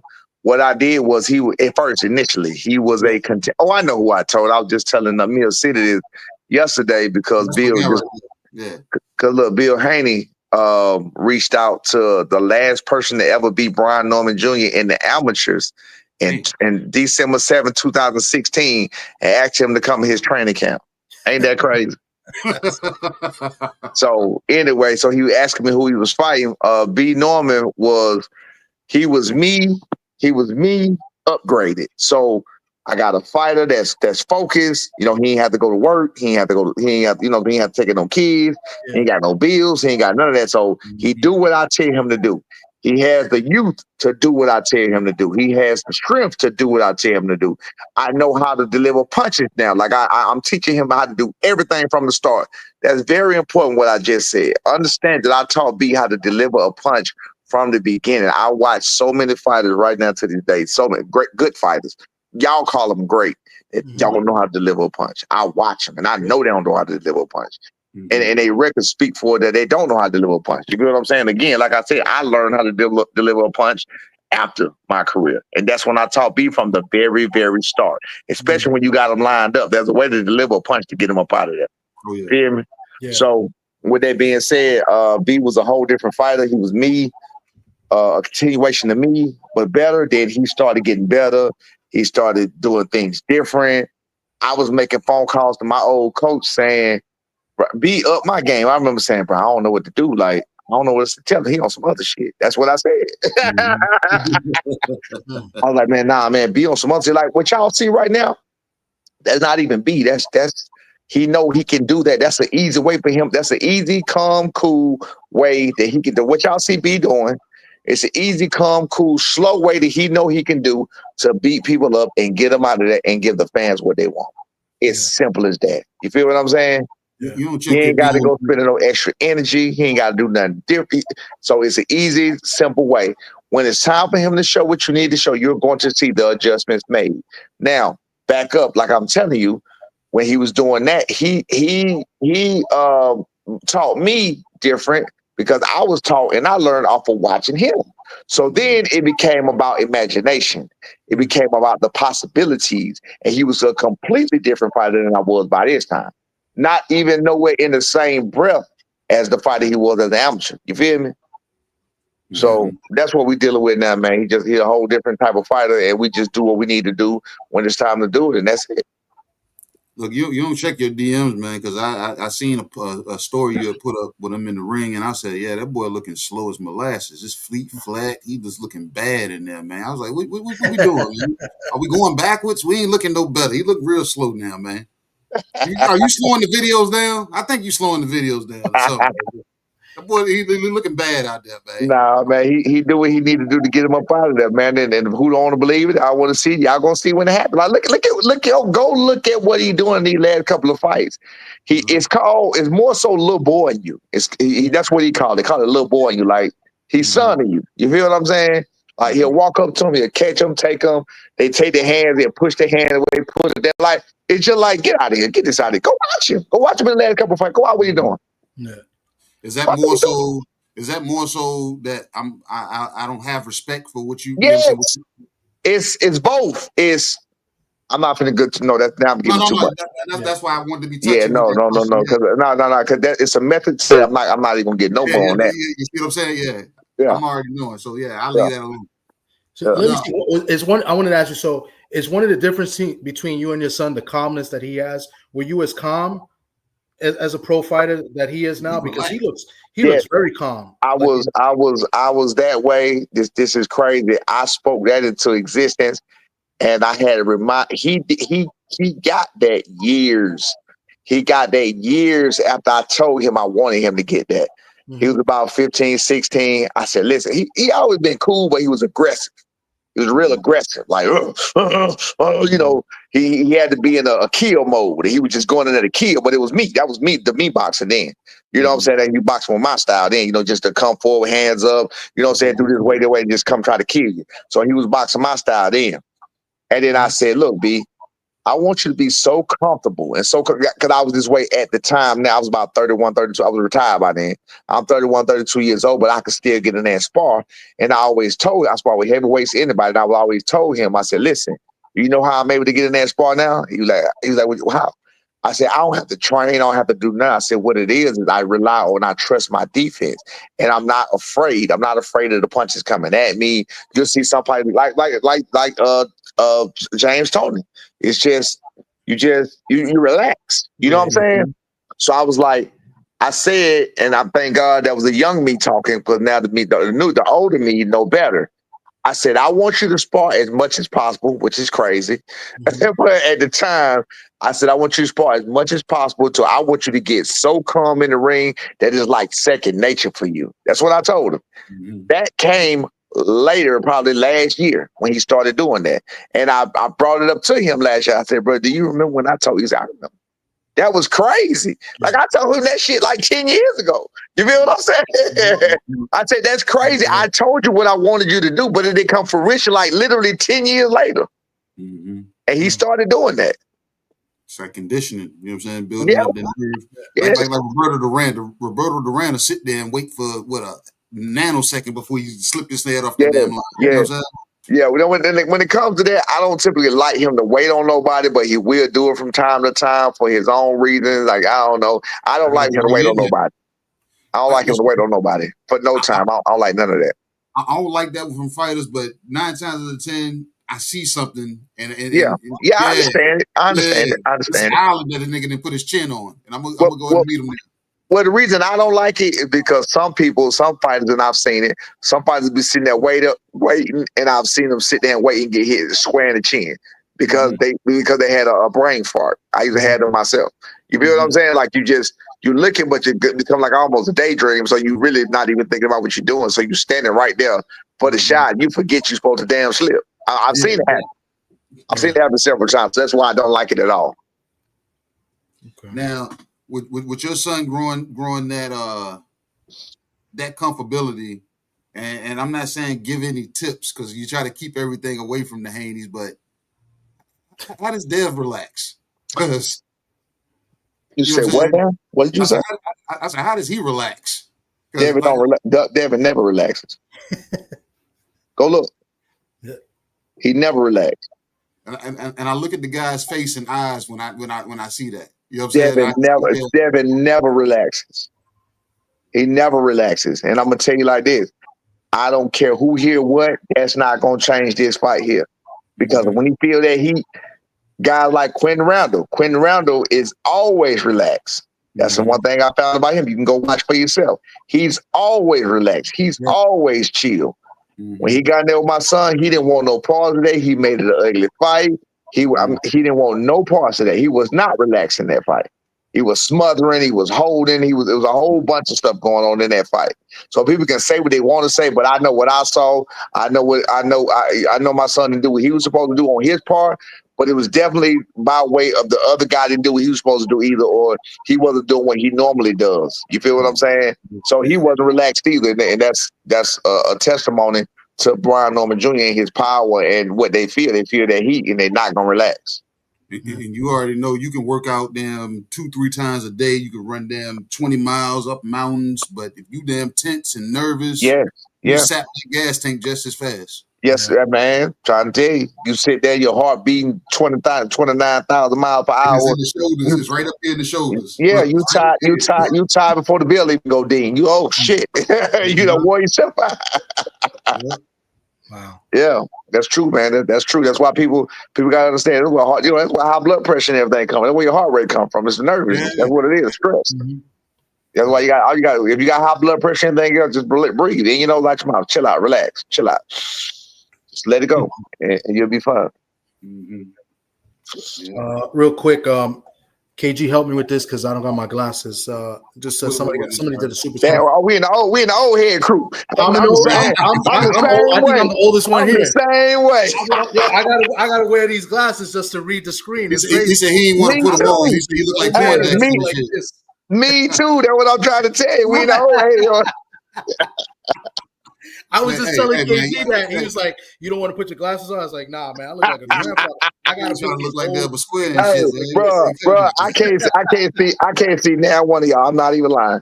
You got some red. You got some red on your head. I see your teeth. I see your teeth. You got some white and black. You got some white on your head. You got a black. I can't see your face at all. Y'all could come to me and slap me in the face. I still wouldn't know who y'all was unless you got what you got on right now. I swear to God, I can't see. Hey, I wouldn't dare do that. Put But your look, glasses on, man. Like I do. I walk up and I grab your shoulder and say, "What's up, champ?" I can't. But I'm just telling you, I can't see you though. I can't see you. You'll know the voice. I know the voice, but I cannot see y'all face at all. I just see the stuff. What's going on? Yeah, I got you. Like the super chat right here, I see green. I see green with a line of black in it. I don't know what's in there. Yeah, that's a super chat. Shout out to John BX. From, you know what I'm saying? He said, "Hey, senior." He said, "Who you bring into Atlanta for the homecoming after the Brian Norman steps on death?" Man, that's up to the team, man. Unfortunately, however you want to call it. For me, I guess my reign is over. I guess my reign is over for doing my deeds and my dirt. I don't know. Maybe it's not over. I don't know. But my son, I try to let him control his own career and decide who he want to fight. Because I've told people before, I like Rohan Polanco. Somebody brought up, I wish I knew the name because I like to give people their credit. Somebody brought up Oscar Duarte that he came up to 147. When they said it, I was tripping on it. I was like, you know what, bro, you might be right. I like that fight too. I like Oscar Duarte. I like Alexis Rocha. I like the fight, but that would be the dumbest fight ever because he already destroyed the man that destroyed him. So that would be a pointless fight. I mean, I want somebody, but okay. Let me. This is for the homecoming. I want somebody that's going to give a good fight. I want somebody that's going to come to fight. They're gonna make it a fight. They go. They're not trying to make it a boxing contest. Boxing is boxing, so we can catch it. We can box right in the face, not get hit, slip right in your face. Right in close quarter. We can do what we got to do with all that running, without all of that, slipping and slide, which is part of boxing, and that's all good too, if that's the way you want to be. But outside of that homecoming fight, I'm going to ask my son, hopefully he listens to me. All of these so-called fighters, these so-called elite fighters doing these interviews, saying about how B not on Devin Haney level and how B feet slow and how B gonna look just like the Regents. I really want either one of them. That's who I want. I really want either one of them, but I want them. I want to be every single elite boxer that think they're so-called elite, and I want to destroy this elite crew. I want to destroy this elite allegiance that they believe that they have when they wasn't doing the same thing that B. Norman Jr. was doing when they was on Brian Norman level. They wasn't doing the same thing. None of them was knocking people unconscious. Not one of them people knocked nobody unconscious. Ever. They just not going to He knocked 6 weeks out of them. Yes. It's one of those. Is one of those guys for a retired fighter? Say what? Is one of those guys you're referring to a retired fighter right now? Come on, Tim Bradley. Yeah, you didn't even let me build it up. I was going to say your favorite guy. I'm direct on that. Me personally, I wanted Tim.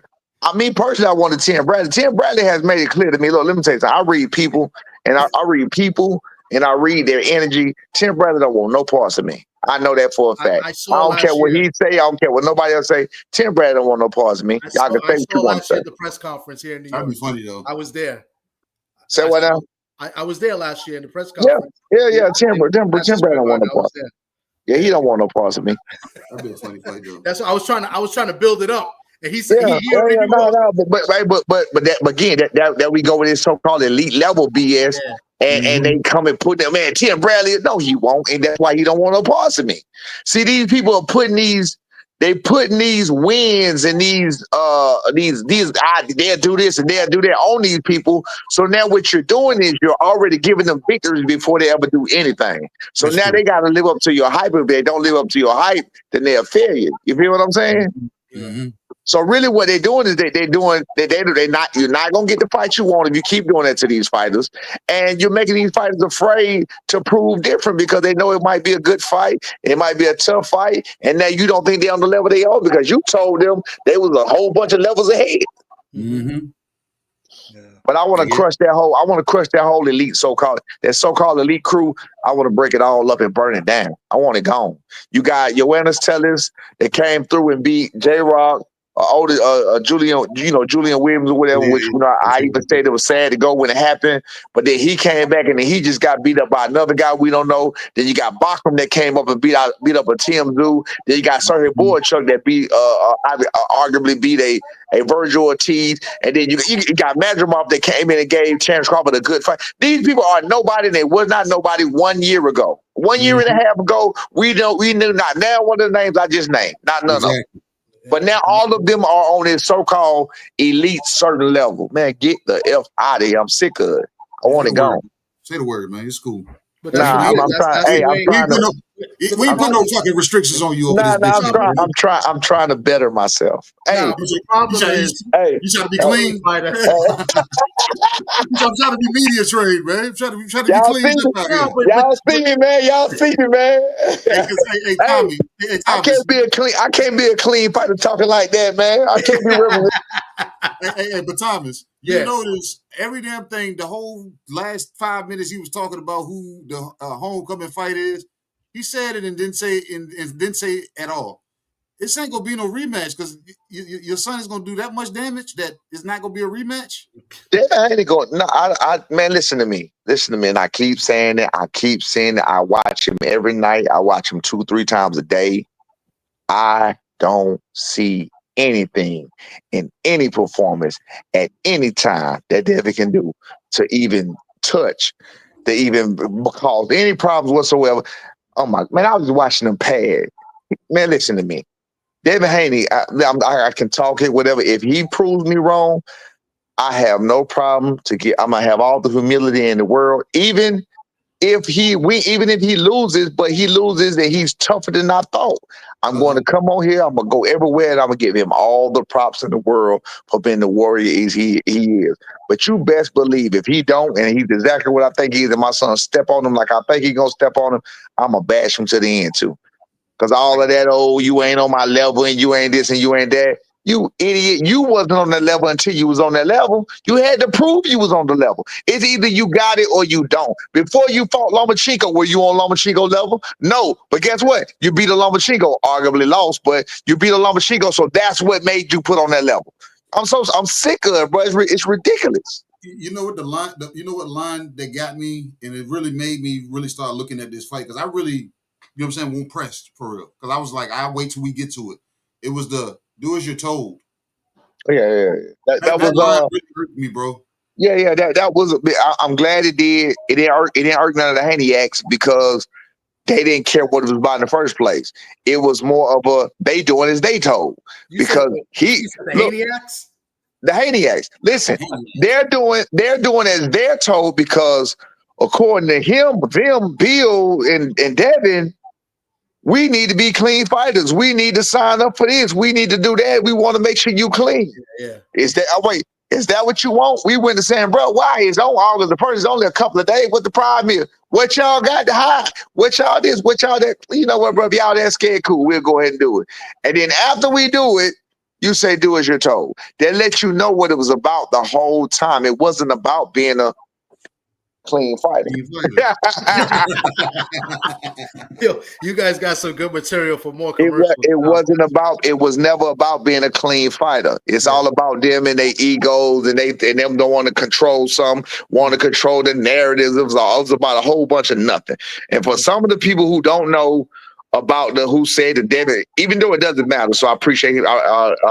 Props to them for accepting the fight. For those who don't know, I thought it was the 17th on June the 16th, 2025, before Brian Norman Jr. fought Jen Sasaki. Bill Haney was on that show. Brian Norman Jr. is on that show, and I will send you the text message. You can ask Nestor Gibbs. I am on that show, texting Ness and asking Ness, hey, what y'all think about Brian Norman Jr. next before he ever fought Jensen Saki. So you want to, and Bill Haney did not say, yeah, y'all next. Bill Haney didn't say none of the above. So all the people who want to know who wanted to fight, who talked about the fight, get your facts straight, because I got mine straight. I got all my ducks in a row, and I'm ready to cook every last one of y'all. It is what it is. June the 16th, 2025. That's when Bill Haney was on there in the morning, and I called.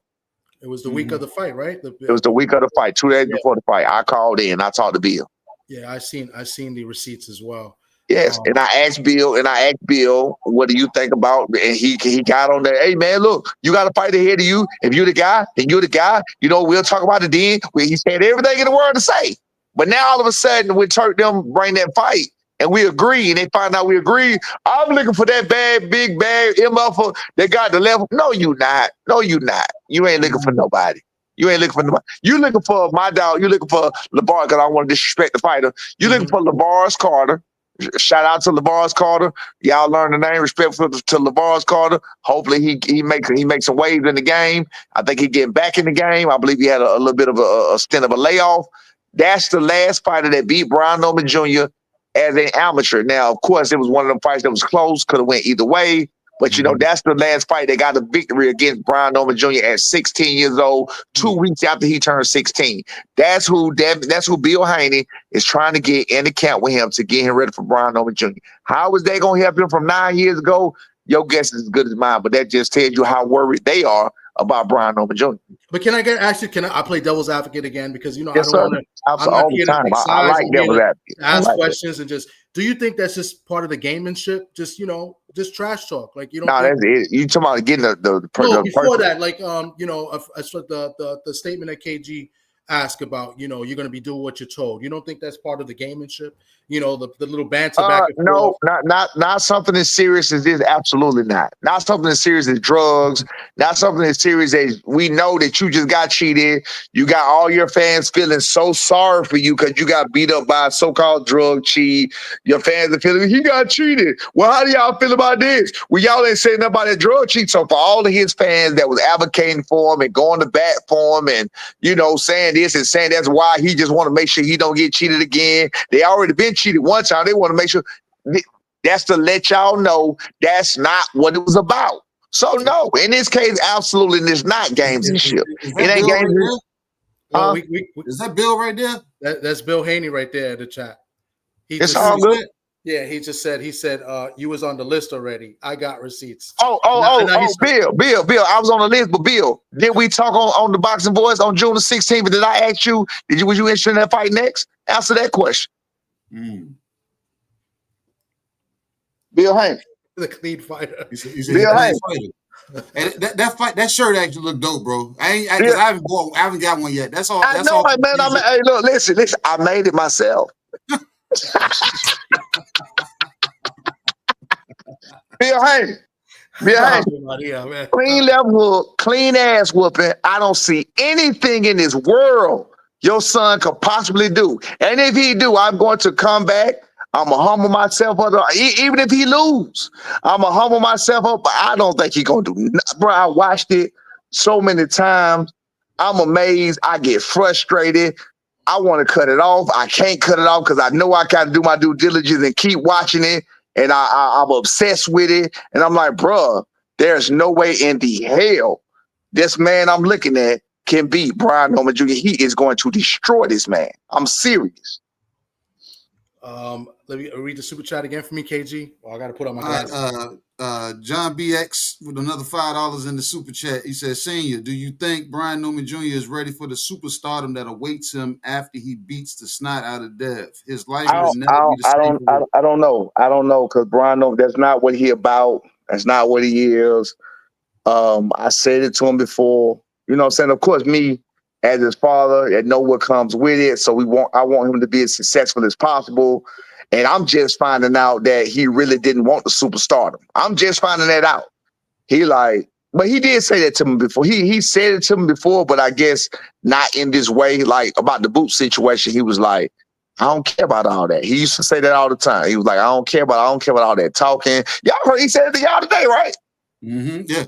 Yeah, he said, he's like, man, I don't care about. He said, I hate that part of boxing. He was like, it really made me not even want to box sometimes. Like, I don't even like that part of whatever. He's like, I just like to fight. You feel what I'm saying? All I want to do is fight. So I said something to him recently about this fight. And I said something about, you're going to be a superstar. He's like, I don't care nothing about that. I don't even want that. That's what he said. So I'm like, well, damn. You don't care nothing about it. If you don't want that, then what you going to do when it happens? You feel what I'm saying? Like, you ain't going to be able to run from it. So, I mean, maybe he'll turn around and embrace it, but he is a fighter through and through.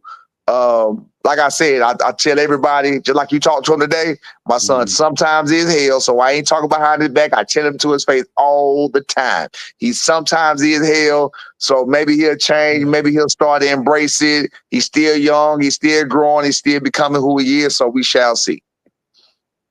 But you Listen, already know. I mean, when I met you guys and flashy shit, that shit don't make you. You know what I'm saying? You could be a lame as hell and have $1 million on you. You know what I'm saying? So nah, man.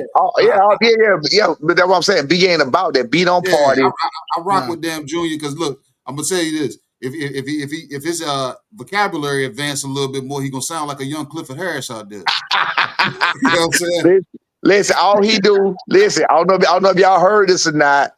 The boy, all he do is he read books, he go on walks. Y'all heard that?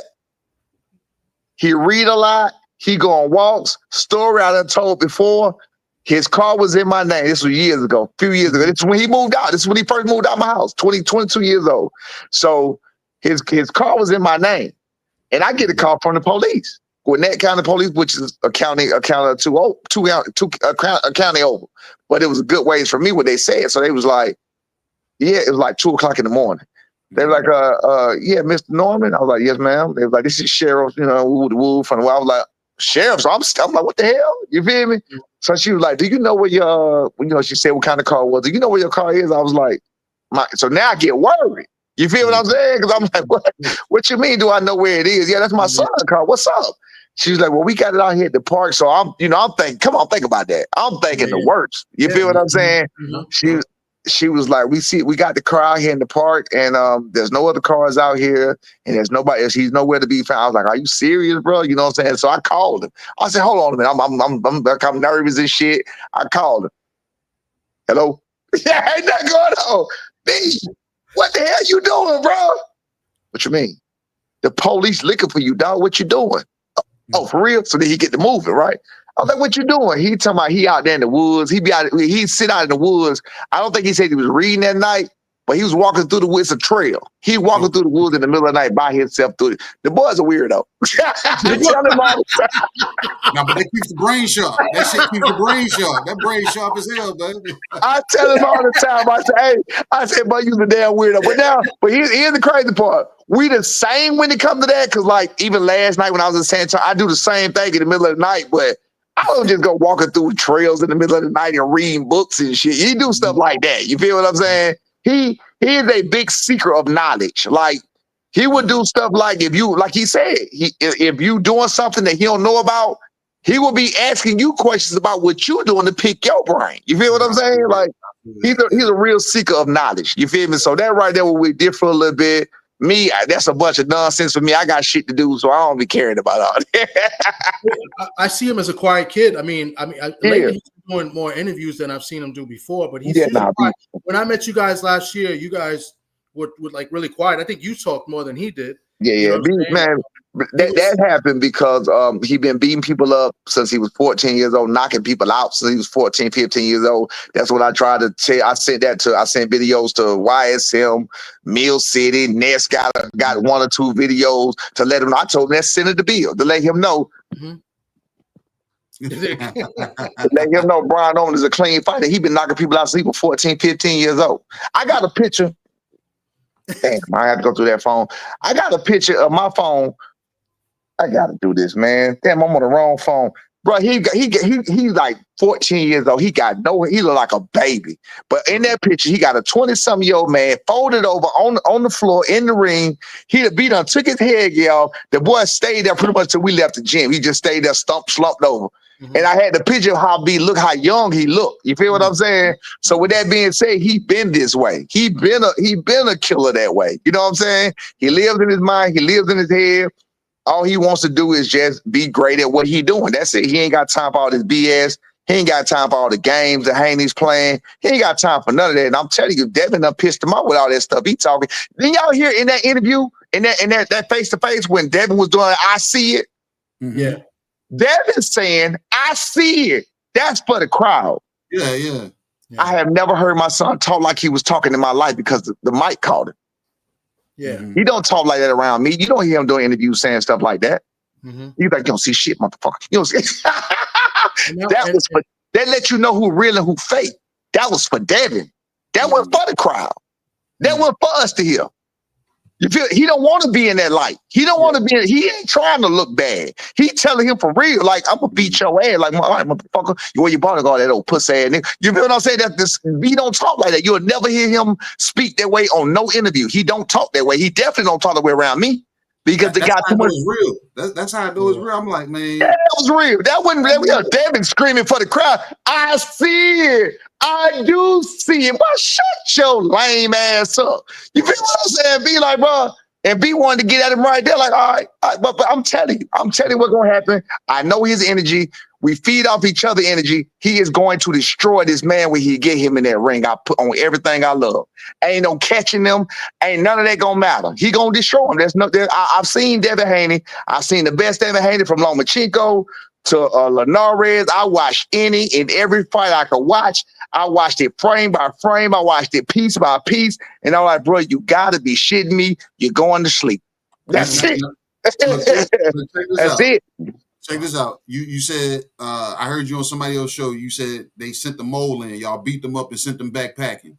You know no, see what happened with that? What happened with that? That was a misunderstanding. That was a I thought. That was I thought. So somebody got their ass whooped by accident. Ain't that so? Innocent bystander. So you said damn your son ain't got no damn, you know what I'm saying? They ain't got no names on them. They just whoever catch them. No, so what happened is I don't care if they hear it or not. They was my people, they is my people. You can call it how you want to call it. But what it is that was this kid. Yeah, I'm gonna feel bad doing it because I really, really, really like the kid. You feel what I'm saying? But I heard some things. I don't care. You know, I say it like it is. They got a problem with it. Come check me. Anyway. So it's a kid that I really, really, really like, right? Really good kid. But the daddy he's so in a rush for his son to get far in life. And I understand that. He's so in a rush for his son to get far in the boxing game. He's a very young kid. You feel me? So we worked with him, we looked at him, we was trying to get some things going with him on the other end. And B was just doing what he doing. But I guess he took it as him trying his hardest against B. Norman Jr., as he thought it was sweet. You feel me? But even though he told his daddy how hard B hit, he went to his daddy and said, because his daddy told me this, man, you don't understand, Dad. Like, it was like, it hurt. Like, I felt like I wanted to die. This is what he said. This is a true story. You ain't gonna even catch me in nothing. So he told me, this is what his daddy telling me, right? Fast forward, I don't know who juiced him up. I don't know what happened. I get a story from somebody, and somebody like, they think Devin Haney gonna beat him. The daddy, not the son. The son said that he got B. Norman Jr. winning. So the daddy say he think Devin Haney gonna beat him. And he was like, why you think that? Because he saw them spar. This person saw them spar, literally there while they're sparring. He said, why you think that? He was like, he ain't see his feet, man. He ain't got no feet. He's like, if he don't get us in the camp, man, I'm telling you, he don't work on this, he don't work. You ain't see how my son will catch him with the angle and the this and the that. So simultaneously before that conversation happened, my son had sparred 6 rounds with somebody else to help them get ready for the national. This is after the Jensen Socket fight. He had sparred 6 rounds with somebody else just to help him get ready. He wasn't in no camp. He wasn't in there trying to show out. He was in there helping the kid get ready for the nationals. An amateur fighter, right? These guys just happened to come in there. And they asked us could they work. Cool. 2 rounds. They do 4 rounds. The first 2 rounds, B is flat-footed now because he was moving on the other guy. This guy now, he's standing flat, doing what he do, same old, but he's still handling himself. So I'm looking at how hard the kid is going. And I'm watching him over in the corner. I'm watching the dad. I'm watching the excitement. So that's the second of the second round. I said, B, I need you to do me a favor, bro. You're like, what? So I know it was hot as hell, hot as shit in the gym. I said, I know you're tired, I know everything. I said, I need you to suck it up. I need you to turn around and look for me. I said, look over there in that corner. He looked in the corner. I said, you see that? He said, yeah. I said, that's me and you. He said, what you mean? I said, think about it, bro. That's me and you. Because I used to do the same thing. I said, that's me and you when we used to go all these places and I tell you to whoop their ass and to make a name and to let them know who you is. Let them, I said, that's me and you. I said, look, brother, look how they acting. I said, I'm looking at how hard he going. Look at where you chilling, but he think this shit real. So in his mind, it's real. You feel me? I said, I need you to do me a favor. I need you to fuck him up these last 2 rounds and let him know this shit ain't no game. Drop them. Let me see. Because it was 2 different times that it happened. But anyway, this is the first. This is back in July. Drop them, beat him up, the whole 9. This is for 2 rounds.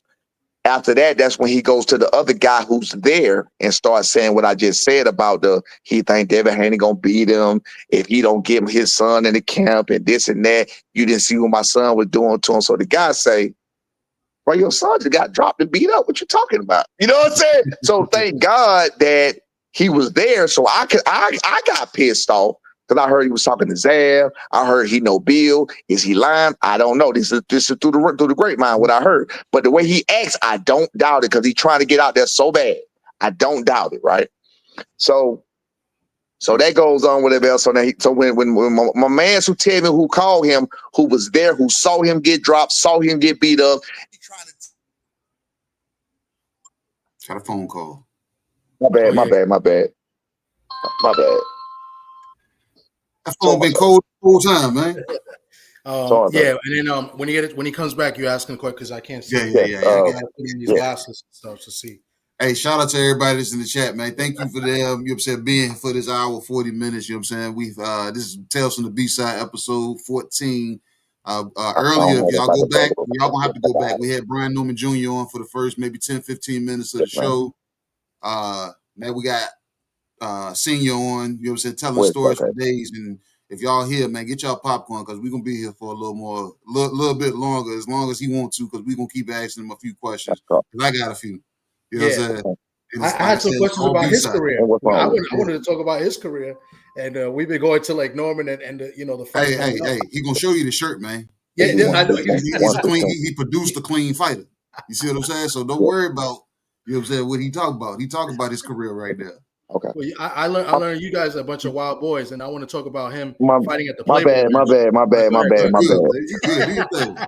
Hey, listen. So fast forward back. So I found out he was saying that he said all of that to the guy who actually saw it, and I can only imagine. Then I heard he was talking to Zav. I heard he talking to Bill.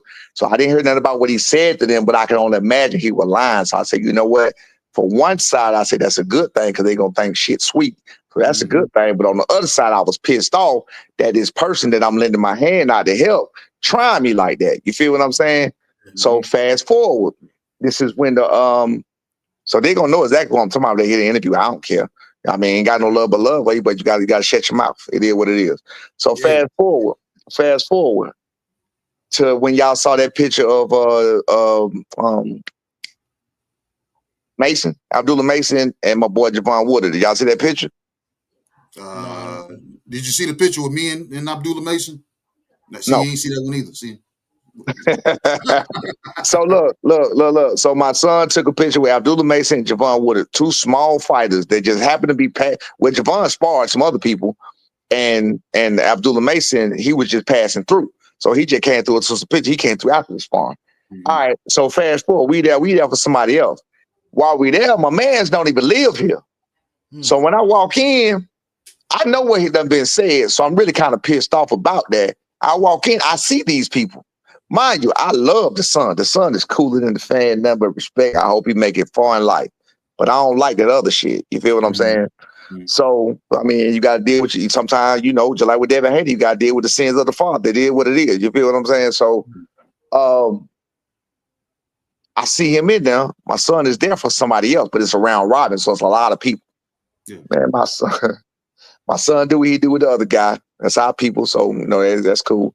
He do what he do with the other guy. He getting there with him. I said, B, I need you to do me a favor. I need you to deal with this right now. You feel what I'm saying? Because I already know what happened the last time. I just need you to deal with it right now. So he done did 6 rounds with the other guy, He said, all right, give me a minute. I'm going to take, because it's hot again. So I'm like, all right. He said, give me a minute. I'm going to take a couple rounds off then, because I'm going to take care. All right, bet. So we let him take a couple rounds off. They did what they did, bro. He got in there. He beat that man so bad, man. He made that man. He buckled him with damn near every left hook that he threw. He hit him one time. He pretty much dropped him, caught him. When he stood him, this is a young kid now. So mind you, the kid is cool. Like I told you, this is really about the dad. Yeah. When he dropped him, he caught him and then he held him up and said, "You all right?" He sunned him so bad, bro. He sunned him so bad, right? In my mind, it's Bill Haney that got them there. But I'm confused on how they know we gonna be there. You feel me? So that's where that came from. So I'm pissed off because I already know that he talked to Zab and he talked to Bill and blah, blah, blah. So now, we do what we do. I mean, beat him up bad to the point that the son in front of the father, this is the most disrespectful thing you can ask to me. But again, I don't care who he is. He's standing next to the father. The son asks my son, "Man, what you think I need to work on?" Bro, you know how disrespected I feel if I'm a coach and my fighter asks another fighter what he needs to work on. That whipped his ass. That's my job. You feel what I'm saying? Yeah. But that's what he did. He sunned it bad, bro. And the father wouldn't look at him. He said the father wouldn't look at him. He ain't wave at him. He ain't shake his hand, none of that. So anyway, my son went on with the fate, but he didn't speak to the father because he already knew that the son had nothing to do with it. But again, unfortunately, you got to take it what you got to take it. It was your daddy, so it is what it is. We love you. You know what I'm saying? We want you to do well, but you got to keep your daddy in check. Hear what I'm saying? If you catch this message, my nigga, you're going to know who I'm talking about. Yeah. So anyway, I'm just saying, number love towards you. This ain't about you, but your daddy moving foul, bro. Your daddy moving foul, and he going to get you beat up.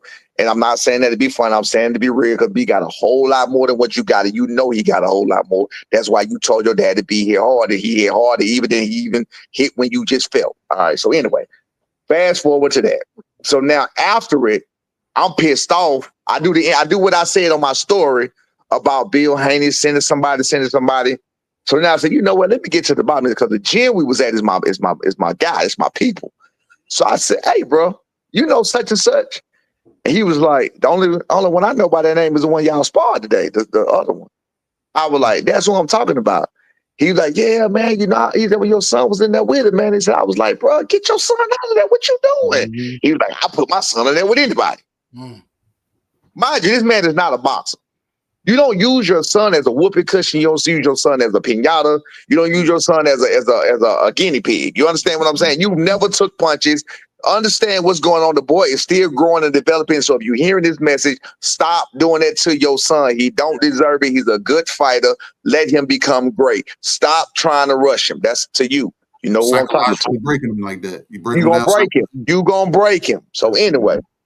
Fast forward, so I'm asking my guy. Did you know? He's like, yeah, man, I was in the corner with him when your son was doing what he was doing. So I'm like, bro, what you doing? And he was like, man, I'll put my son there with anybody. Man, you better get him out of there. You know my brother. He like, yeah, I know who he is. We sparred him before. You know what I'm saying? Blah, blah. He ain't telling me he knew us like that. He's like, I know who he is. We sparred him before. Or my son can handle it. He was like, man, you better get that boy out of there. So that's what he telling me. So I said, so question, did he ask about us in specifically? He was like, no, how you get here? He was like, somebody from such and such gym called me and said that he was in town looking for sparring, because mind you, he don't live here. Mm-hmm. So I was like, I'm just trying to figure out how the hell he keep ending up in these places. You feel what I'm saying? So I felt like you call yourself trying to hunt us. You hunt us, you're going to get what you're looking for. You ain't got to hunt. You just call our name. We're going to turn around. We'll come to you. You feel what I'm saying? We don't play them kind of game. So my man's telling me that he did that. It wasn't planned. It wasn't on purpose. It just happened by chance. So I had already said what I said, but at the same time, I don't regret what I said, even though I know he ain't going to go back and tell the truth. But he definitely texted my son back and gave him all the props in the world this time. You feel what I'm saying? The daddy did. Okay. Good. So that's what that was about. That was about. But it was a misunderstanding. I thought Bill Haney was on his BS again. You know what I'm saying? But nah, that ain't what it was. Hey, look, shout out to iQueen. You already know her. You've been over there several times. Queen Shower. You know what I'm saying? She put $5. Oh, that's that. Yeah. What's up, T? What up? That's my people. She wanted to ask you a question. She said, how did you feel hearing her talk like that? Hearing who talk like that? Shower. Talk like what? When she when you remember that was the day I met you. When she was giving her B. No, so I think she's referring to Junior. Oh, how do I feel with hearing my son talk like that? Yeah. I think that's what she was referring to. Okay, Look, B told me, look, me and B done had this discussion before. Real quick, we had a quick story. He was little, like 7 or 8. He called my phone. He might have been younger. He probably was 7. He called my phone one time, right? And he called the wrong number. And he sounded like a totally different person. I mean, saying different voice, different lingo. He wasn't cussing or nothing, but he was like, hey, I can't. He was Bob. B had Trump. Man, look, B is my baby. He got I got so many stories. But anyway, he didn't sound like himself. But I'm looking at the phone. It's my son, right? Little B. Like, hello. And then he was like, Daddy. I said, he said, oh, and hung up on me. So, so I called him back. Well, what you got going on? I was trying to call somebody else. So I'm like, who are you talking to like that? The way he was talking just wasn't my son, right? So when we talk now, and I talk about like how he was talking then, he tell me all the time, he was like, Daddy, you don't know me. It's another side of me you don't know. He tell me all the time. He tell me I don't know him. I'm like, all right. He said,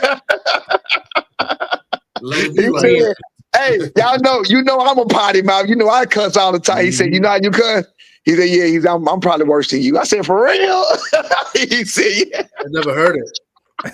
That's what I'm saying. Like the Brian Norman Jr. I met was a quiet kid. You would never think he was a quiet. He respectful. He respects his elders. He respects people. He understands that he can't carry himself like that. So maybe when he with the people with his, he definitely not gonna do it around me. You feel what I'm saying? You definitely not gonna get us on an interview with me and he gonna be doing no cut. He just it's a respect situation. You feel me?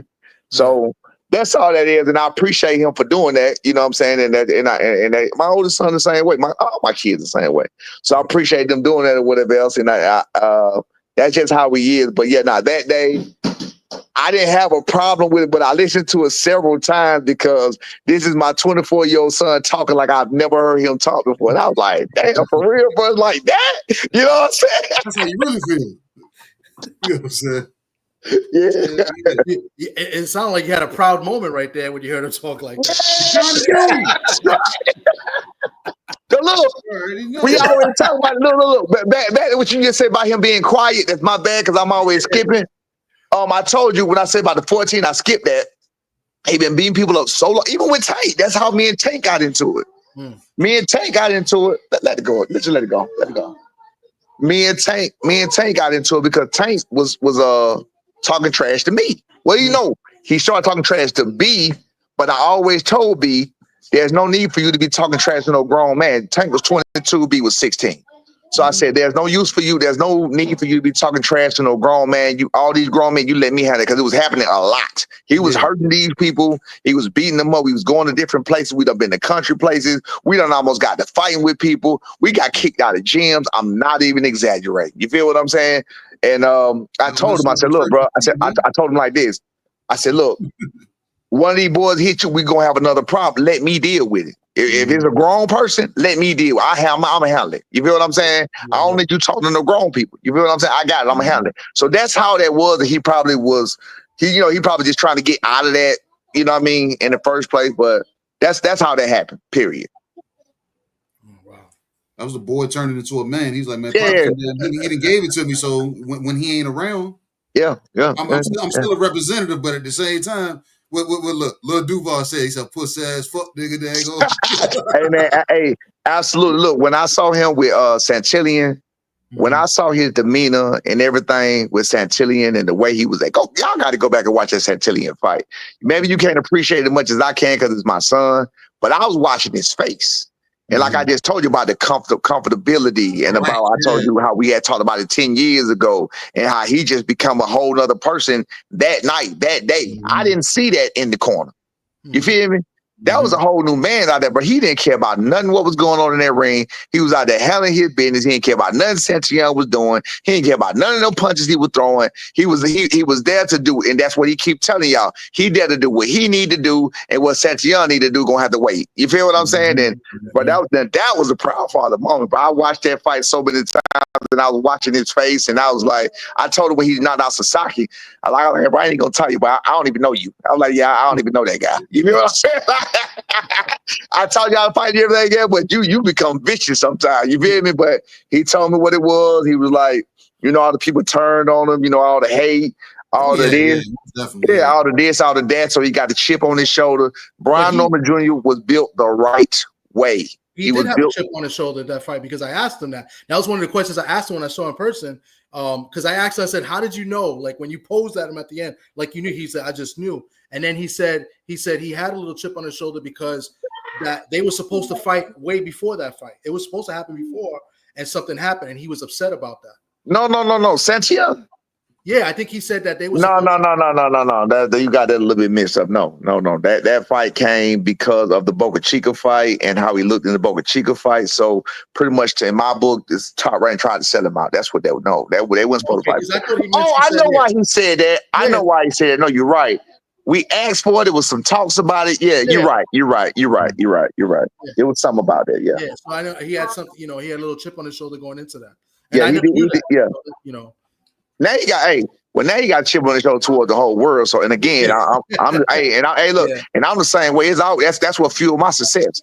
Chips is what fuels my success. Like, you know, even like I told you about when I dug myself in the hole with my moms and my pops or whatever else, and I made it to the bottom.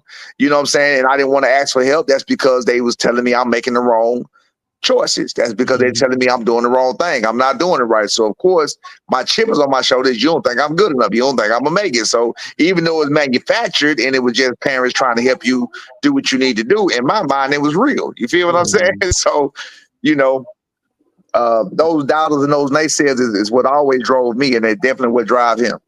We love naysayers, man. We love them. We love them. I can't wait for these so-called elite fighters after B. Norman Jr. knock Devin Haney out. I want one of them to step up. That's who I want. So let me ask you. So, you know, being about talking about like in your career and stuff, let me just go back to your career a little bit. The Jean Pascal fight. How did that develop? Like that was a big fight for you. What did I just do? I had fought I messed up same thing what B did with Santia, and I messed up a fight. They cut B-side issue. I went to Springfield, Missouri. I was in Springfield, Missouri. Fought a guy named Tracy Sneed. I think he was 23-1, 23 and something like that. And he was a knockout puncher, whatever else that he was supposed to fight. Y'all remember Sweetness, Alan Green. Remember Alan Green? Yes, I remember Alan Green. Yes. I think he was supposed to be set up to fight Alan Green. It was Alan. I'm pretty sure it was Alan Green. He was supposed to set up to fight Alan Green. And like from Oklahoma or something like that, I think. Is it like from Oklahoma? Yes. Yeah, so that's why I said we was down in that same area. So anyway, he was set. They was trying to do it where it was trying to do it where they do a showcase and have him fight. Have him look good. So I was supposed to be the opponent. I got on ESPN and dusted him off. You feel what I'm saying? I won unanimous decision. I mean, they was so mad at me. Fight News dogged me out, told me lackluster performance with all my people. But I mean, it was a beautiful. I boxed him. I didn't even fight my style. He was a southpaw. I boxed him. I didn't set my feet. I just boxed him. You feel what I'm saying? Fucked up the church's money though. Messed up the church's money. So after I did that, that's how I got the Pascal fight next. Okay. And how was that experience going into that fight? Was there any shenanigans before that with the fight being made, or anything crazy, or just straight up fight? Did you have to go through say that one more time? Did you have to go through any shenanigans or anything crazy? Yes. I can't remember specifically, but I can tell you this. Same thing with the driving around. That's how they get you to drive. They drive you around the way you out. That's first part. Yeah, they drive you around the way you out. I flew in. What we do, because I ain't had time to get my passport. It was like a short notice type thing.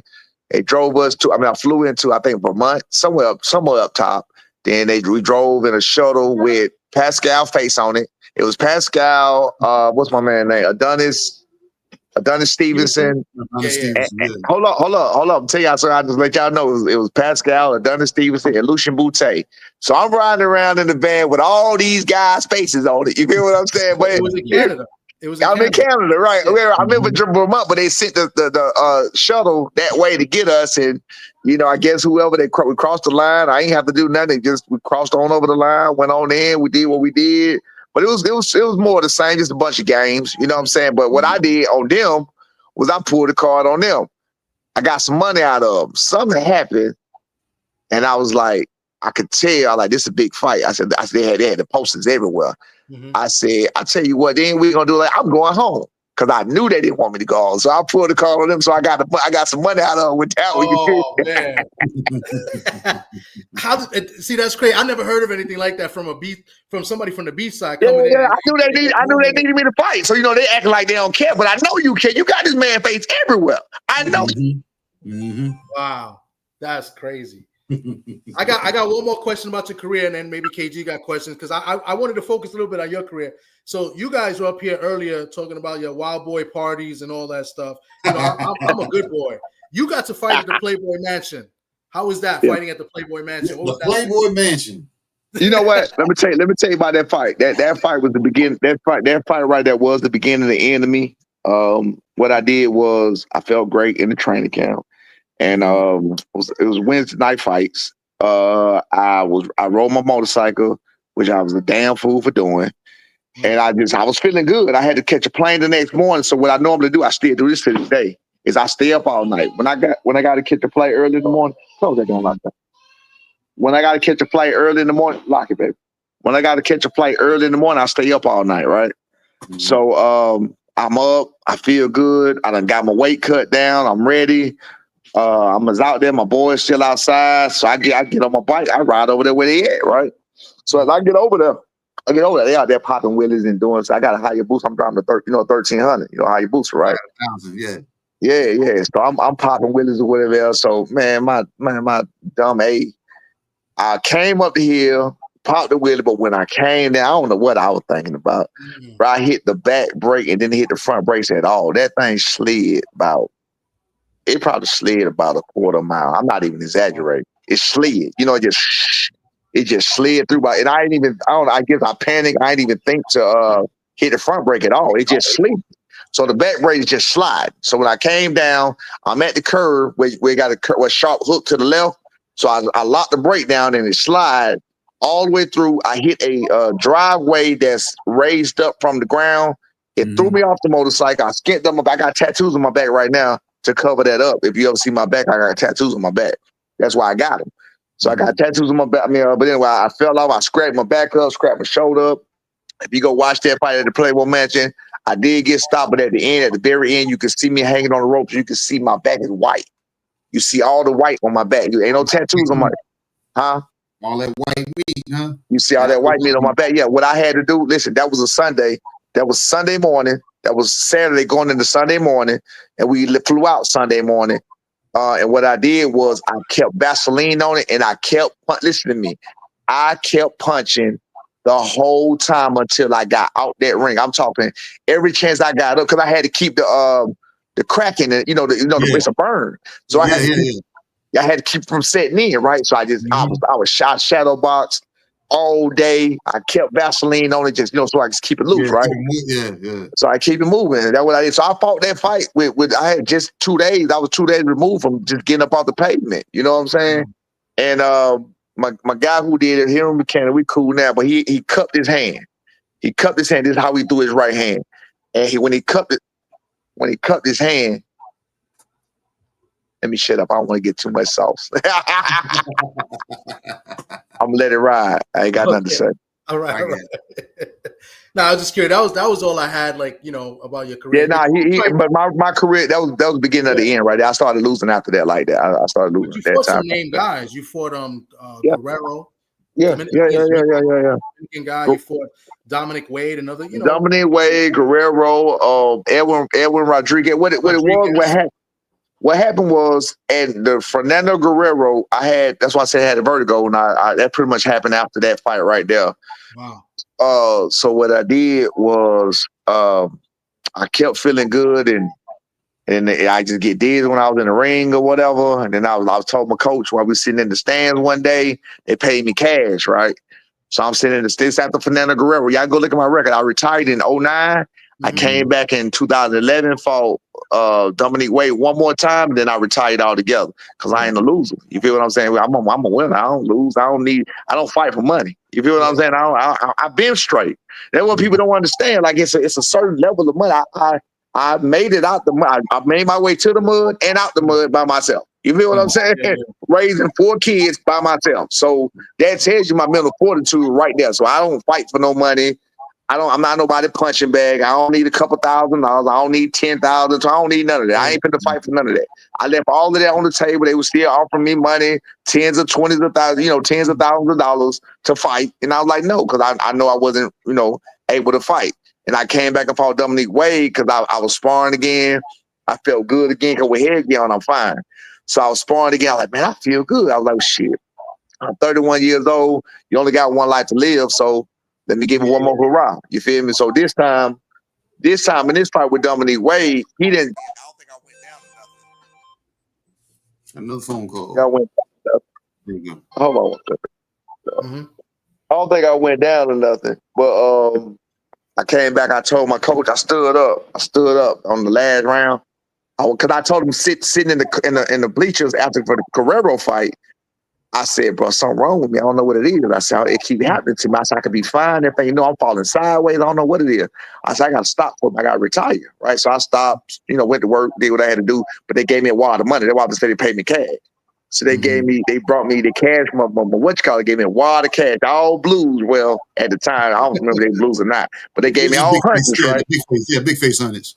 Big Bay, they gave me all hundreds, right? So I'm like, I said, see this shit right here though, this will get you. You feel what I'm saying? So that's what I said. But I was like, man, I still got to stop. Cause like I said, my self-respect is more important to me than anything.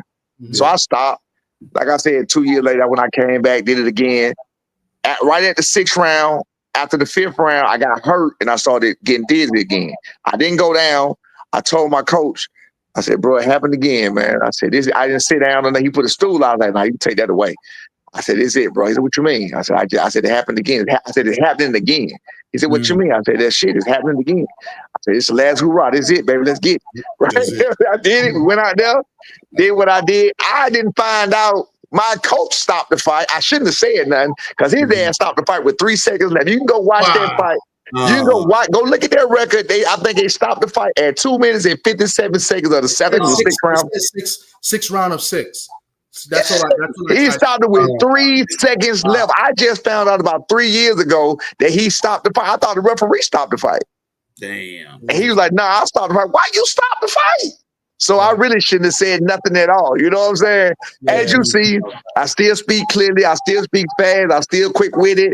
I still got all that. So that's by the blessing of God. I make sure that I stay that way. And like I said, I ain't nobody punching bag. So if I don't come to win, I ain't coming at all. You feel me? If I don't think I can win a fight, I'm not gonna take a fight. Yeah. For most of your career, when I look at your record, especially like Dominic Wade, I think he was undefeated. I think Guerrero was undefeated. Most of the guys on your record have winning records. Yeah. Like you didn't fight no guy. No. One of them that I really, really, really hate was the dumbest ever. This was a B-side stuff, and he was a B-side fighter too. I can't remember. We was in Washington D.C. I left I had my molded mouthpiece. I left my book bag on the plane train at the airport, so my mouthpiece was in the thing. So I had to get one of them bootleg mouthpieces from Walmart. Yeah. Man, tell me why I'm the one doing the aggression. My mouthpiece kept coming out. They took points from me, and that's how I lost the fight. Oh my God! Now you talk about the B-side information, but I'm like, man, you got to be shit. That's crazy. That's like well, we had a guy Thompson, Ross Thompson from Buffalo. He was telling us like they kept calling him for holding and they taking points away. He got disqualified, and he's like, let him do what he did, wanted to do. I remember that name, Ross Thompson. He definitely from my era. I remember his name. Ross was on too. We had him on. He had to be 168 too. Was he my weight? He had to be. He fought at different weights, but he was like welterweight, super welterweight. Oh, okay.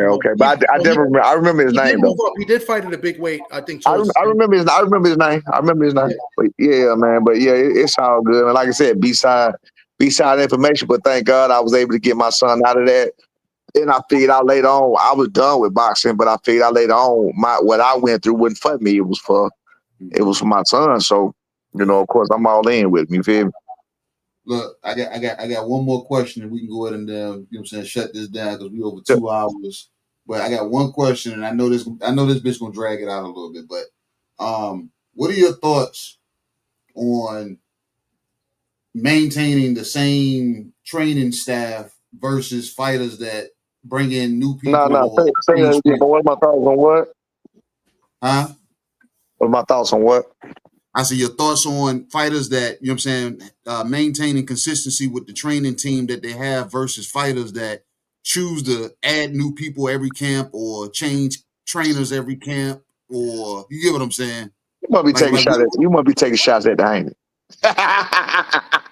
see, you said that. I didn't say that. You definitely taking shots at the Haneys. I could have been talking about Anthony Joshua. No, you taking shots at the Haneys, but no, it's not a shot though. But I'm just saying. No, it's a reality. It's a reality. It's not a shot. It's a reality. No, I agree with you. Fighters who do that, what they do is they short themselves of an identity. They short themselves of an identity. Like Brian Norman is usually this, but we can do this, this, and this. You feel what I'm saying? But he still has an identity. You feel me? When I watch Devin Haney and I watch some of the things he's doing, I'm speaking to him because that's who I saw getting somebody for every single camp, thinking that's making a difference. You think you picking up game and soaking up game from everybody like we said, but sometimes they can play against you. You feel me? You got to have somebody that can touch your spirit. You feel me? That's why with Brian Norman Jr., I'm the one that touches spirit. You know what I'm saying? I'm the one that do the try. I'm the one, if you ask him, I'm the one he trusts to say whatever, and that's what it's going to be. And by my knowledge and my experience, we ain't going to have to worry about what do I do next, Dad? He caught this on, Dad. We ain't got to worry about that because I got enough knowledge to know what to do next. I don't need nobody to help me figure out what I need to do next. I know exactly what to do next. You feel what I'm saying? So when it comes to that, that's an advantage I think we do have over a lot of people is we can circumvent and come up with our own game plan on the fly. Mm-hmm. B. Norman Jr. is a complete fighter, and I cannot wait to November the 22nd to show the world. The only thing I can think of that could hurt that, but that's why I'm also thinking about calling out all the elite fighters. It's if you go out there and wipe them out anyway without using any kind of boxing ability. If you go out there and just catch them with some or, whatever, which is it's a very strong possibility because it don't take a lot. Like people thinking you got to cut the ring off, you got to catch a chicken. No, you don't. You just got to know what you're doing. You catch a guy and freeze him in front of you. You just got to know what you're doing. Mm-hmm. You feel me? Mm-hmm. These people don't know what they're doing. Listen, man, I can't believe that I've been in the game for over 30 years and I feel like I feel like I'm one of the top. I'm like, because I'm listening to these guys. I'm like, bro, these people are idiots. Mm-hmm. I'm serious. I'm listening to them like, you don't even know what you're looking at. You feel me? I'm looking at what they're saying. I'm watching them look at this. I'm watching fights. I'm watching David Fire. I'm listening to what people are saying. I'm like, bro, these people are plumb idiots. You feel what I'm saying? And you ask me, how can I say that when Devin elite or this person elite, that person elite? Because my son is moving up the ranks and he doing what he doing in a much better fashion. And somebody about to prove me wrong. We about to prove him wrong. You feel what I'm saying? Yeah, that's how I know. You ask me how I know because I know what I'm looking at. You feel me? So anyway, these guys are idiots. I see it as, man, it's a way to simplify everything and make it work. You ain't got to go do calculus to get a multiple. You ain't got to do calculus to get a simple addition problem. You ain't got to do that. You feel me? Mm-hmm. So, it is what it is. But now I think that a fighter should have, his coach. I think his coach should know what he's doing. If anything, stick with that coach. That coach knows the fighter. That coach knows what make the fighter tick. He knows what make him tweak. He knows what make him turn. They got this connection. And if you got that connection, you have to know how to make these changes. You feel me? Mm-hmm. Yeah. So, but I mean, Bill Haney and Devin is the same scenario. You don't think? Like Bill had his son and he brought his son to where he's at now. You ain't hear what I said at the end? I definitely hear what you're saying. But I said at the end. What I said at the end. No, they have that. I got nothing but respect for that. They have that dynamic. I mean, look, again, I always gave them props. I always gave them props. I'm like, but again, now that I'm looking at it from a competitive standpoint, I'm like, bro, you cook food. You mess with it. You stumble on the wrong anthill. That's all I can tell you. You thought you stepped on the anthill, but you really stepped on the landmine. It's a landmine up on that anthill because he finna bite the shit out you, and you finna get blown the hell up. You know what I'm saying? I'm so serious because I'm looking like, bro, you got all the props in the world for doing what you're doing. But then when I stopped just like I did with Jerron, and I stopped and I look at you from this point and I look at you from that point. I'm like, oh yeah, it's over with for you. It's over with for you. You ain't heard me talk about it about nobody else. It's over with for you. That's it. It's over with. So again, I'm a fighter. They got that connection, but Bill doesn't know. He doesn't know. Me, I can visualize, I can see, I know. I have the ability to know how it feels when you get hit in the mouth and you don't like it. Yeah. I know what to do when you get hit in the mouth and this man got some power. Yeah, I know what to do when I know exactly what to do when that man got some power. Mm-hmm. I know what to do. You feel what I'm saying? Look, you know it's a difference between a guy that got power and that guy that got power to make them punches stick. Yeah. You know what I'm saying? So when them bitches stick, why you hit it on it? Why you sound like you know a little. You sound like you know a little something. I'm so serious. This guy, But that's what I'm saying, Bill. I'm trying to be like you want to grow up, man. No, but this guy's still but sparring. Look, Bill Haney clearly doesn't know that because that's why you had he figured us out, Dad. That's why you had he didn't know what to do with the Ryan Garcia Ryan Garcia fight, and the adjustment that should have made there was the easiest thing in the world. That was like the most that we shouldn't even be here. That was the most basic fight he had in the world, and he should have won that fight. He should have won. That was the most basic fight. Ryan looked horrible. Yeah, I mean, Ryan only won the rounds that he dropped Devin. Yeah. You know, other There's than that, no way. There's no way in the world. There's no way in the world you go 12 rounds and you allow that to happen.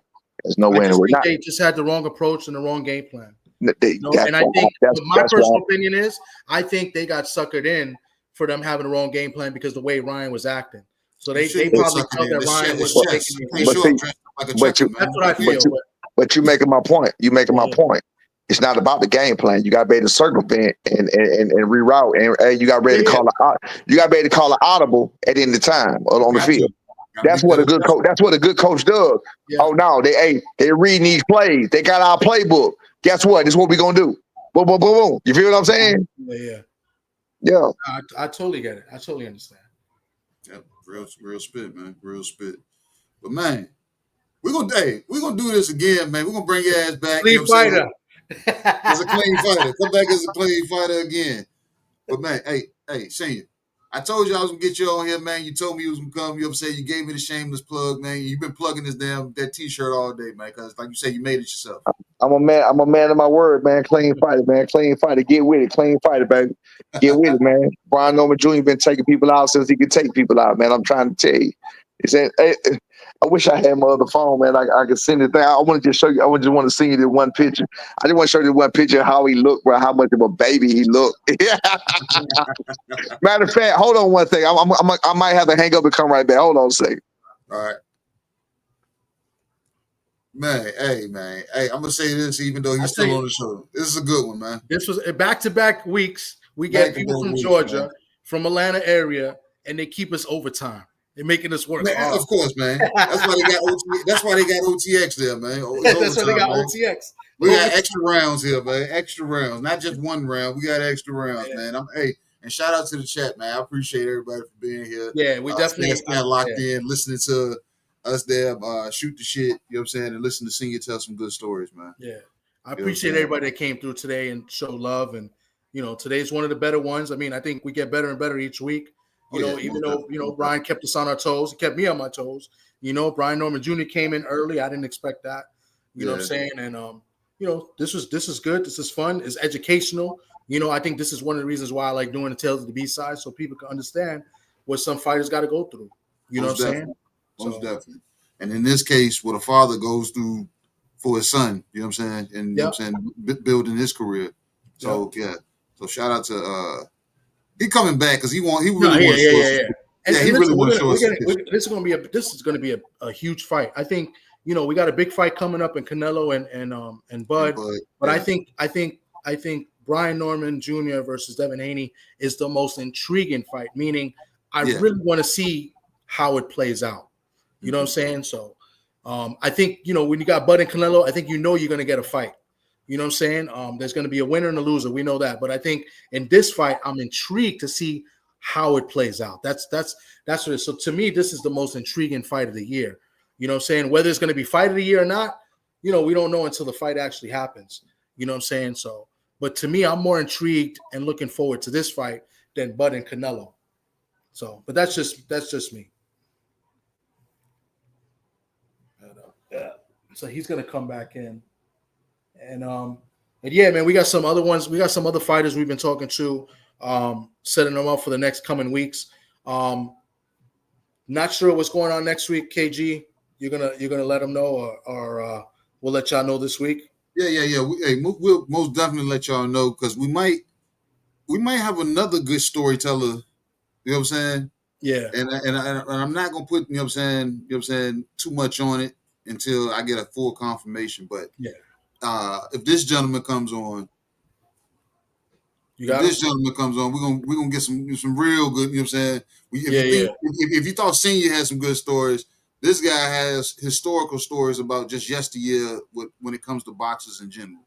You know what I'm saying? So y'all stay tuned. So if I get a deadlock, you know what I'm saying, with this I just wanted to show y'all this now. I don't want to show y'all. Let's see it, man. I'm going to explain the story. I'm explaining the story. This boy's about 25, 24, 25 years old at the time, right? Now, B hurt him he hurt him so bad, bro. The man sat there. We done pretty much closed the gym down. Hold on. You got to be able to see it. Can you see that? I'm going to have to put on my glasses. That's just crazy. I got to put on my glasses. My wife laughing at me. That's nuts. All right, the guy on the ground. The guy on the ground. You got to see B face, though. Hold on. Yeah, but I'm saying, but how old is B there? Because he look tiny. I'm about to show you. What I said. You got to see his face. That's what I'm telling you. When I show you his face, you go like, what the hell? This boy about 20-something years old. Hold on. Can you see it? Look at this. I got to put on glasses. See it? Oh, man. Wow. All right, so watch this. So the boy, he took a body shot, went down, took his gloves off, took the headgear off, took everything off. He still stooped over, laying down, right? Uh-huh. Hold on. Can you see? Hold on. Can you see B face? Wow. You look like see how little this boy is. Yeah, you look like a little ass kid. You see this little that boy look 12 years old. I think he about 14. Like little league baseball. He about 14 right here, but I think but look, bro, he looks so little, man. He looked like what he looked like is my daddy told me to do it. Hey, he'll show tell you that my dad. He always said my dad. Look, he always said my daddy said. Look, I happen to have another one right there. I can show you. Look, he's been laying people out, man. Wow. You see this? At 14. This is flat. This is a dude laying flat. He been doing that. So my question is, to all of these people and clean fighters and this, how has he been able to do this all his life? He's been doing this all his life. Wow. He's been doing it all his life. This is not going to be no different, man. Let me tell you something. The only way I can see, again, if I'm wrong, I will eat all the crow. I come on here and give him all the props. I come on here and give him all the respect.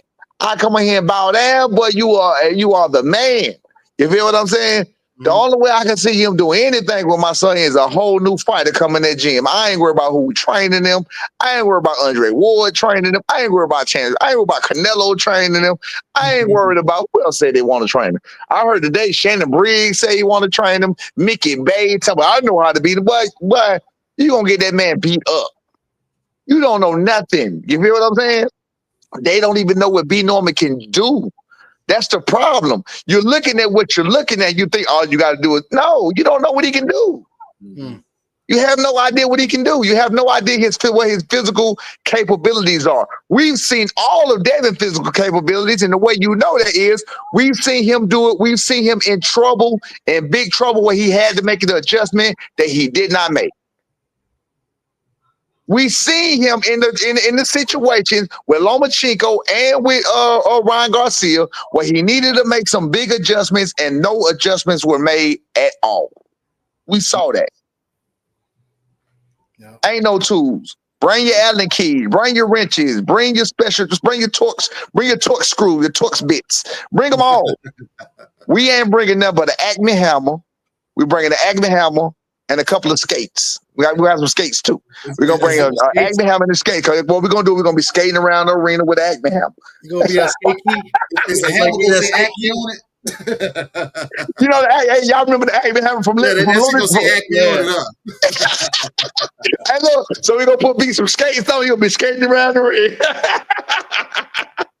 You're gonna be like sharks in the water, skating around the ring. Look, wait, bring that shit up. Come on with your little wrenches and your screwdrivers. Come on, bring them on. Boom, break it all up, knock the whole toolbox loose.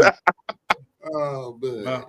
Well, we got to fight, Brian. We got to fight. Absolutely, man. I mean, all the Devin Haney fans that are watching are probably going to beat me up later, but you know, I got to take it. I just want to thank you for getting me beat up. I appreciate you for getting me jumped, but you know, it is what it is. This is what we do. Check it out. Don't beat him up. Tell your man to get up off his ass. Come out here and do what he need to do. Tell your man, tell his daddy, tell whoever, come out here, show us what's going on, tell us what the level's going to be, and then on November 22nd, show us what the level we're going to be. What they say, put up or shut up, we're willing to put up and we're going to shut you up. That is what it is. You feel what I'm saying? Let's get it. They don't want to talk. They don't want to talk because they already made that mistake and they got them sound bites from Ryan. He's an A+ fight. You know, you using that Floyd shit. He's an A+. He's not my A+ fighter. He's a C. No, he not. That C fighter whooped your ass, and you couldn't do nothing about it. That C fighter whooped your ass. No matter what you want to say, your boxing abilities, your supreme feet, your supreme jab would have whooped that Austrian hook. There's no way around that. You're not faking me. That Austrian hook should have been beat by them elite feet and that elite jab you say you got. Show me. Prove me wrong. Shut me up. I've been asking somebody to shut me up. Please. Come shut me up. Put me out my misery. Oh, man. All right, man. We gotta hold it down, man. Not only AG and Brian Norman are wild boys, you know, they're troublemakers too, man. What we do, man? Troublemakers, man. Hey, he called me a young Don't get mad. Hey, don't get mad at us for being clean fighters. I know, right? Don't get mad at us for being clean fighters. We clean fighters, man. Man, this is we clean fighters, man. Hey. So you said you got Haney fans watching, right? I know we're gonna have some, and we have. So do me a favor. Do me a favor. When y'all get a hold of them, them 2-3 Haney fans. I'm just talking trash. But when y'all get a hold of them 2-3 Haney fans that's watching, I want y'all to ask them why were they okay with him saying that Brian Norman need to test immediately, and then when he agreed to test immediately, why are they okay with him saying, with Devin saying, that's right, do as you're told? Why, when Brian Norman came out clean, y'all said, you're supposed to come out clean? Explain those rules to their game, please. Explain the rules to their game. We didn't know the rules. I'm sorry. Look. It's only one of us that hangs around a known drug cheat. It's only one of us. It's only one of us that hangs around a convicted felon. It's only one of us. It's only one of us. And that's not by opinion. That's to all the Haney fans. Is Victor Conte a convicted criminal? Is he banned in every other sport outside of boxing? I know a lot of y'all don't want to say yes, but the answer is yes. It's yes. Google it. Look it up. He's changed his life. Look, Google it. Look it up. Chat GPT it. AI it. Siri it. But senior, they said he paid his debt to society. He changed his life. Okay. But also, after he paid his debt to society and changed his life, he came back and said he know how to beat the test. Is that true? He did say that. Yeah. He said that after. Wait, did he say that after he changed his life and paid his debt to society? He said that. I think he said that. Listen to me. Y'all have no legs to stand on. Yeah. You have no way around it. Just like, but it doesn't. I don't care what the hell Devin on. I don't care what he on. He better be on some damn. He better be on the Flash. That's all I can tell you. He better be on something else. I don't care what Devin on. He better be. Hey, he better. I know. You know what? He better be on some damn gamma juice. He better be getting some gamma radiation. That's what the hell he better be doing. That's what he better be doing. That's what he better be on. I don't care what he on, bro. Devin Haney not making it out that ring. He not making it 12 rounds with Brian Norman Jr. with me in there. And that first round is gonna tell the tale. He not making it out that round. He not making it 12 rounds. The first round is everything. He's not making it out that ring for 12 rounds. Close the door, lock it. Close it. Let him in. He not making it around that room, out that ring after 12 rounds of being there with Brian Norman Jr. Not with me coaching. It ain't gonna happen. I'm not gonna allow it to happen.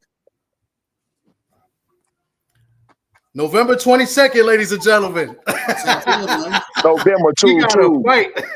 Brian Norman Jr. turned 25 on November the 33rd. I mean, November 23rd, 33rd. November the 23rd. November the 23rd, Brian Norman Jr. turned 25 years old. He'll be making his third title defense since turning 24 years old in 1 year. No other fighter today, no other world champion today is doing like that. No other champion is making a fight 7 days after their last fight. No other fight is fighting month after month, after a couple of months. No other fight is fighting like that. Devin Haney, last to my knowledge, I think Devin Haney fought 5 times since 2023. What are we talking about here? You feel what I'm saying? Mm-hmm. Yeah. We finna fight 3 times this year. It's a different level, baby. It's a different level. Hey, it's a different level. Devin Haney, Bill Haney, and you ain't on it. How about that? It's a different level, and you ain't on it. You ain't on it, my friend. We're gonna show you better. We can tell you, put up or shut up. We putting all up, and we gonna shut you up. I'ma holler at y'all. Hey, and Bill Haney, you can't beat me at. Hey, Bill Haney, you can't beat me at nothing. You can't beat me at nothing. I don't even play golf, and your ass can't beat me at that. I'ma holler at you, dog. All right, peace, brother. All right. Peace, bro. Salute. Man. You know, we're going to get in so much trouble, man. I'll tell you right now. We're already getting in trouble. I'm getting jumped. I'm going to go outside. We're currently be a few Devin Haney fans. We're currently getting counted. I didn't say anything wrong. You didn't. We didn't. No, but I'm saying we're currently being counted right now. I was trying to play devil's advocate, and I was trying to be as fair as possible. You know what I'm saying? Yeah. But hey, that's my guy, man. That was dope, man. Brian Norman Sr. Appreciate you for coming on with us. That was great. I wanted to talk a little bit about his career. I think maybe we should bring him back and talk a little bit. We can, but like in this moment, bro. I think what was said, you know what I'm saying, is what was said because, like I said, I think it caused a chain reaction. You know what I'm saying? Yeah. I was surprised that Bill Haney pulled up. Well, he did, but he's somewhere else right now. So. Oh, he is? Well, yeah. Yeah, you don't pay attention. Is that a meaning? Am I supposed to? You don't pay attention to your DMs. No, I got my phone right here, but I told you I need my glasses. Jesus Christ, man. Let me put my glasses. You DM'd in the chat or in my phone? I DM'd you. Oh, no, I'm not paying attention to my phone, bro. Seriously. But as you can see, shout out to the chat. Oh, shit. Shout out to the chat. Look, we're gonna wrap it up. Shout out to the chat. I want to thank everybody for pulling up. Oh my God, I got like a bunch of messages here. I want to thank Brian Norman Sr. for pulling up, for some stories. I want to thank Brian Norman Jr. You know what I'm saying? That was what was unexpected. You know what I'm saying? But he pulled up. Much unexpected. Yeah, he gave us some of the time. It was good talking to the Normans. You know what I'm saying? Brian Norman Sr. represented the clean fighter. You know what I'm saying? T. So you know what I'm saying? He did his thing with that. You know what I'm saying? He said he was a man of his word. He showed up. Showed out, you know what I'm saying? And we broke our record again, you know what I'm saying? Last week's show was the longest show, and this week turned into the longest show. But it was with good reason, you know what I'm saying? Good show, good content, you know what I'm saying? Good talk, you know what I'm saying? What you got, Thomas, before we get up out of here? No, nothing. I got a lot of messages I got to reply to. It's crazy. But this was great, man. Listen, Tales of the B-Side is supposed to be educational. And listen, at the end of the day, this is fun. This is content. You know what I'm saying? But it's mostly for whoever we have as a guest, for them to speak, for them to use this platform and tell you, their experiences, what's going on in their boxing careers, whether it's coaching, whether it's fighting, whether it's, managing, whatever it may be. It's them. It's their words. We're here to ask the questions and to learn from it, just like the people that come and watch us. That's what it's for. I wanted to talk about the career. We were talking about his son and Brian Norman Jr. and Heavy Haney, November 22nd. And you know what? That's what fighters do. The guys that are involved in this is what they do to build the fight. And this is what it is. When you're in a fight and you have something that's coming to take your head off and you're about to do the same thing, this is what happens. That's just what it is. So nobody can be mad or upset. I joke around a lot. I'm a clown. I joke around a lot. Listen, I'm not in trouble. I didn't do anything wrong. KG didn't do anything wrong. Listen, we're just here, talking boxing. You know what I'm saying? So I think this is great, and you've seen this is like check this out, Thomas. I don't mean to cut you off. I ain't here to apologize for nothing. No, but this is 14th episode. Yeah. You know what I'm saying? 14th episode of a different person coming up here, sharing a story or 2 or 3 or 4 stories, talking to us about the business of boxing and what their experiences are and what may happen in the future. And you know what? Next week is going to be episode 15. or whenever we come back on, it'll be 15, 16. We're going to have other experiences. You know what I'm saying? Plenty of different experiences. That's what it is, Some man. y'all gonna like, some y'all not gonna like. You know what I'm saying? But like I said, it's the stories. Yeah, that's what it is, and this is good. And I think everybody that came through, I think they enjoyed it, and hopefully the people watching the replay, they enjoyed it as well. You know what I'm saying? And listen, if you guys got a comment or a problem or issue or something we could do better, or maybe we should ask questions we should ask, leave a comment. Let us know what's up. You know, we're learning as well. You feel me? So that's what it is, bro. That's it. So I appreciate, like I said, I much appreciation for everybody that came through and that watches the replay. And on that note, until the next time, you know what I'm saying? Hey, man, shout out to everybody once again. Shout out to the usual suspect 6. Shout out to Sports Talk Network. Next time, man. Next time.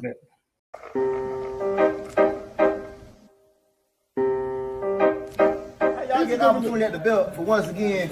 We so blessed to fight him. Listen, we're giving you an opportunity. He got the belt. Listen, He got the belt. He came to y'all. He got the belt. He did not come to. That's what you say. He did not come. No matter how they try to belittle you, attack your character, create lies and false narratives, understand 2 things. We dress clean and we fight clean. Salute to the clean fighters. They claim that this community is so drug-free, but it don't look that way to me. And I started thinking to myself, man, what did he do to make them niggas that mad? Like usual suspects here.